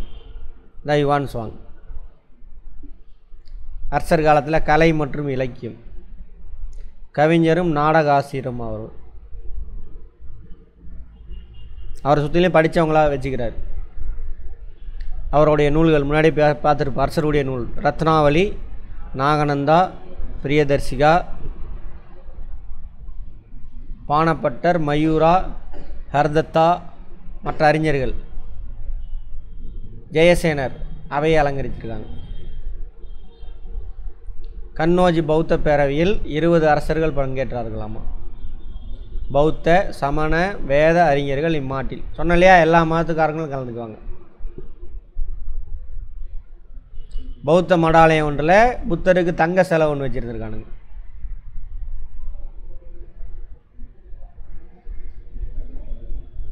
அடுத்தது இதில் கண்ணோச்சி மாநாட்டில் 20 அரசர்கள் கலந்துருக்காங்க. எல்லா மத தலைவரும் கலந்துருக்காங்க. பிரியாகை பேரவையில் பௌத்த துறவிகளுக்கும் வேத வித்தகர்களுக்கும் ஏழைகளுக்கும் பகிர்ந்து கொடுக்குறார். எங்கே? பிரியாகை பேரவையில் எல்லா மதத்தை சேர்ந்தவங்க கலந்துக்கிறான்.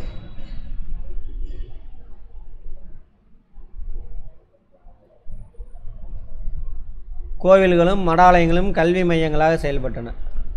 ஏன்னா பௌத்த மதத்தை தானே பின்பற்றுறாரு, அதனால். கண்ணோஜி புகழ்பெற்ற நகரம். பல விகாரைகளையும் மடாலங்களையும் ஸ்தூபிகளையும் கட்டியிருக்காரு நிறையா, கங்கை நதி கரையில். எல்லாம் புத்த மதத்தோடு தொடர்புடையது.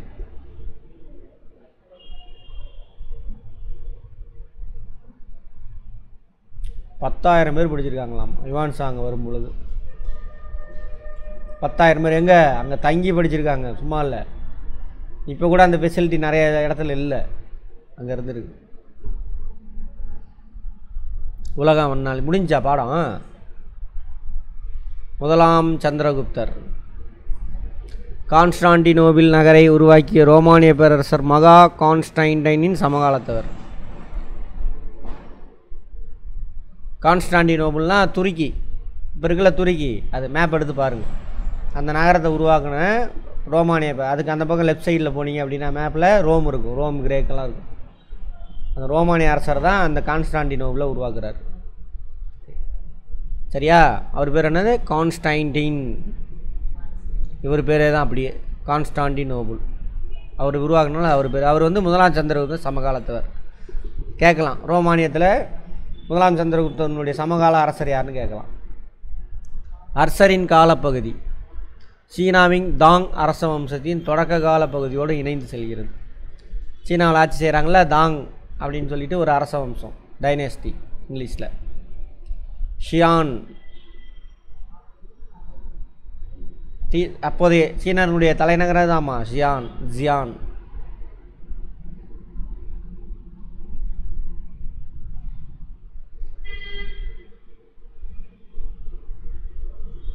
குப்த வம்சத்தை நிறுவியவர் யார்? பிரியாகை மெய்கீர்த்தியை இயற்றியவர்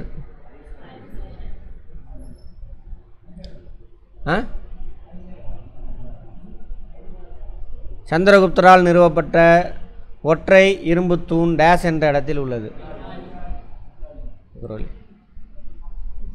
அறுவை சிகிச்சை செயல்முறை குறித்து விளக்கிய முதல் இந்தியர் சுஸ்ருத். வங்காளத்தின் கவுட அரசர் யாருக்கு சமகாலத்தவர்? அர்ஷா.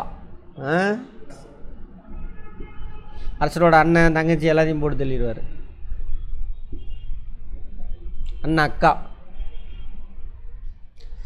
வட இந்தியாவில் பல சிறிய நாடுகளை கைப்பற்றிய பின்னர் முதலாம் சந்திரகுப்தர் ஒரு பெரிய நாட்டின் முடியரசராக தன்னைத்தானே சூட்டி கொண்டார். கரெக்டா? முதலாம் சந்திரகுப்தர் லிச்சாவி குடும்பத்தை சேர்ந்த குமாரதேவியை மணம் முடித்தார். ஆமாவா? கரெக்டு. மணம் முடித்து லிச்சாவியோட உதவியில் தான் அதை கைப்பற்றுவார். தென்னிந்திய அரசர்களோடு இரண்டாம் சந்திரகுப்தர் சுமூகமான உறவை கொண்டிருந்தார். சுமூகமான உறவை. குப்தர்கள் தெய்வீக உரிமை கோட்பாட்டை பின்பற்றினர். 2 மட்டும் கரெக்டு. கால வரிசைப்படி அமைத்து எழுதுக.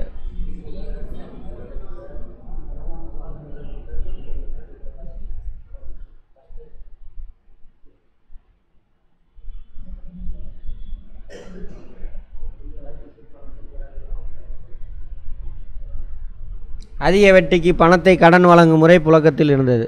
ஆமாவா? யாரோட காலம்? குப்தர்கள் காலத்தில். மட்பாண்டம் செய்தலும் சுரங்க தோண்டுதலும் செழித்தொழுங்கிய தொழிலாக இருந்தது. சுரங்கம் மட்டும்தான் வந்திருந்தது, மட்பாண்டத்தை பற்றி அங்கே சொல்லலை. அப்போ 1 மட்டும் சரியா? பொருந்தாததை வட்டமிடுக.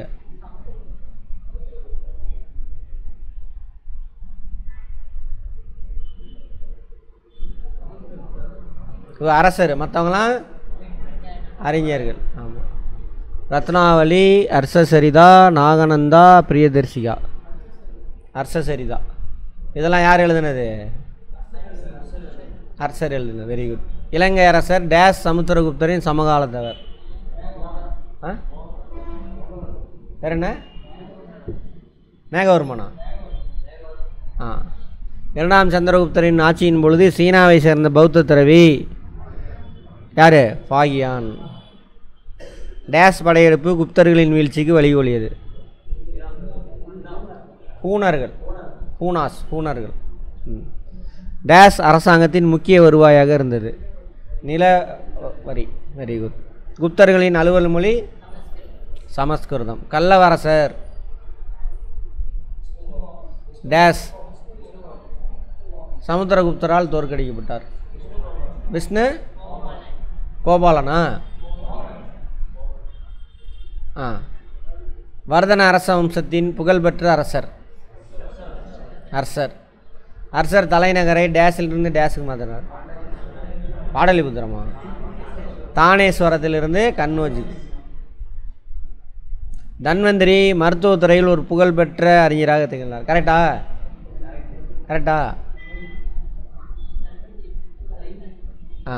சரி. குப்தர்களின் காலத்தில் கட்டப்பட்ட கட்டுமான கோயில்கள் இந்தோ ஆரிய பாணி ஒத்துள்ளது. எது? திராவிட பாணி. குப்தர்களின் ஆட்சி காலத்தில் உடன்கட்டை ஏறும் பழக்கம் இல்லை. இருந்துச்சு, வந்துருச்சு. ஹர்ஷர் ஹீனயான பௌத்த மதத்தை சார்ந்தவர். மகாயானம் மத சிலை, புத்தர் சிலையெல்லாம் உருவாக்குவாங்க. ஹர்ஷர் அவருடைய மத சகிப்புத்தன்மைக்கு பெயர் பெற்றவர். கரெக்டு. பொறுத்துக்க.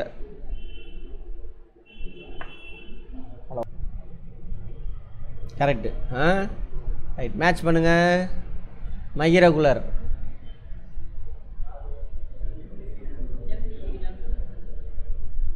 மகிரகுலரா?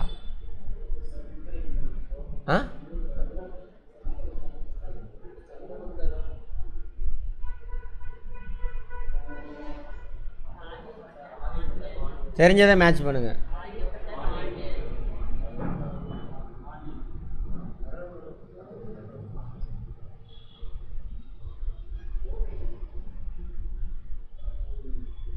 ஒன்றா? இதான் ஆன்சரு. இதான் ஆன்சரு. ஒன்று ரெண்டாவது தானே வருது. மகிரகுலர் ஸ்கந்தகுப்தரா? ஓவியம் பாக் குகை ஓவியம் இருக்குல்ல, சரியாக போச்சு. நாலந்தா பல்கலைக்கழகம் குமாரகுப்தர். சார்த்தவாகா இடம் விட்டு இடம் செல்லும் வணிகர்கள். இது ஒன்று தான் தெரிஞ்சுது, அதை வச்சே போட்டாச்சு. அப்புறம் மேட்ச் பண்ண வந்துடு. பாணர்.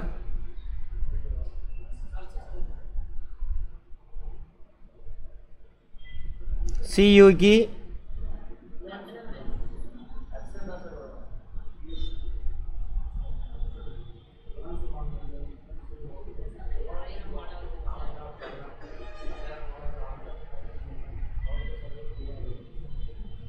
எதுவுமே மேட்ச் ஆகலையே.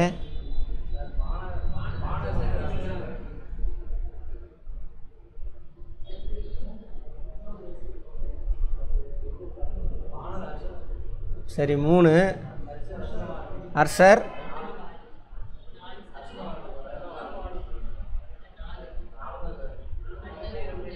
இல்லை, இங்கே எதுவுமே மேட்ச் ஆகலை தானே.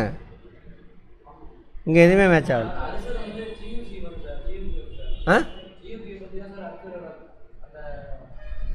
யுவான்ஸ் வாங்கினா சிஇசி. எதுவுமே மேட்ச் ஆகலை. அதான் சியூகி எழுதினார் யார்? யுவான்ஸ் வாங்க. அதான் பௌத்த சபை பிரியாகையில் நடந்துச்சு. நாலந்தா பல்கலைக்கழகம். இதுதான் கரெக்டு. அப்போ 3 4 1 5 அப்படி தான் வரணும். அவ்வளோதான். இதோடு இருக்கட்டும்.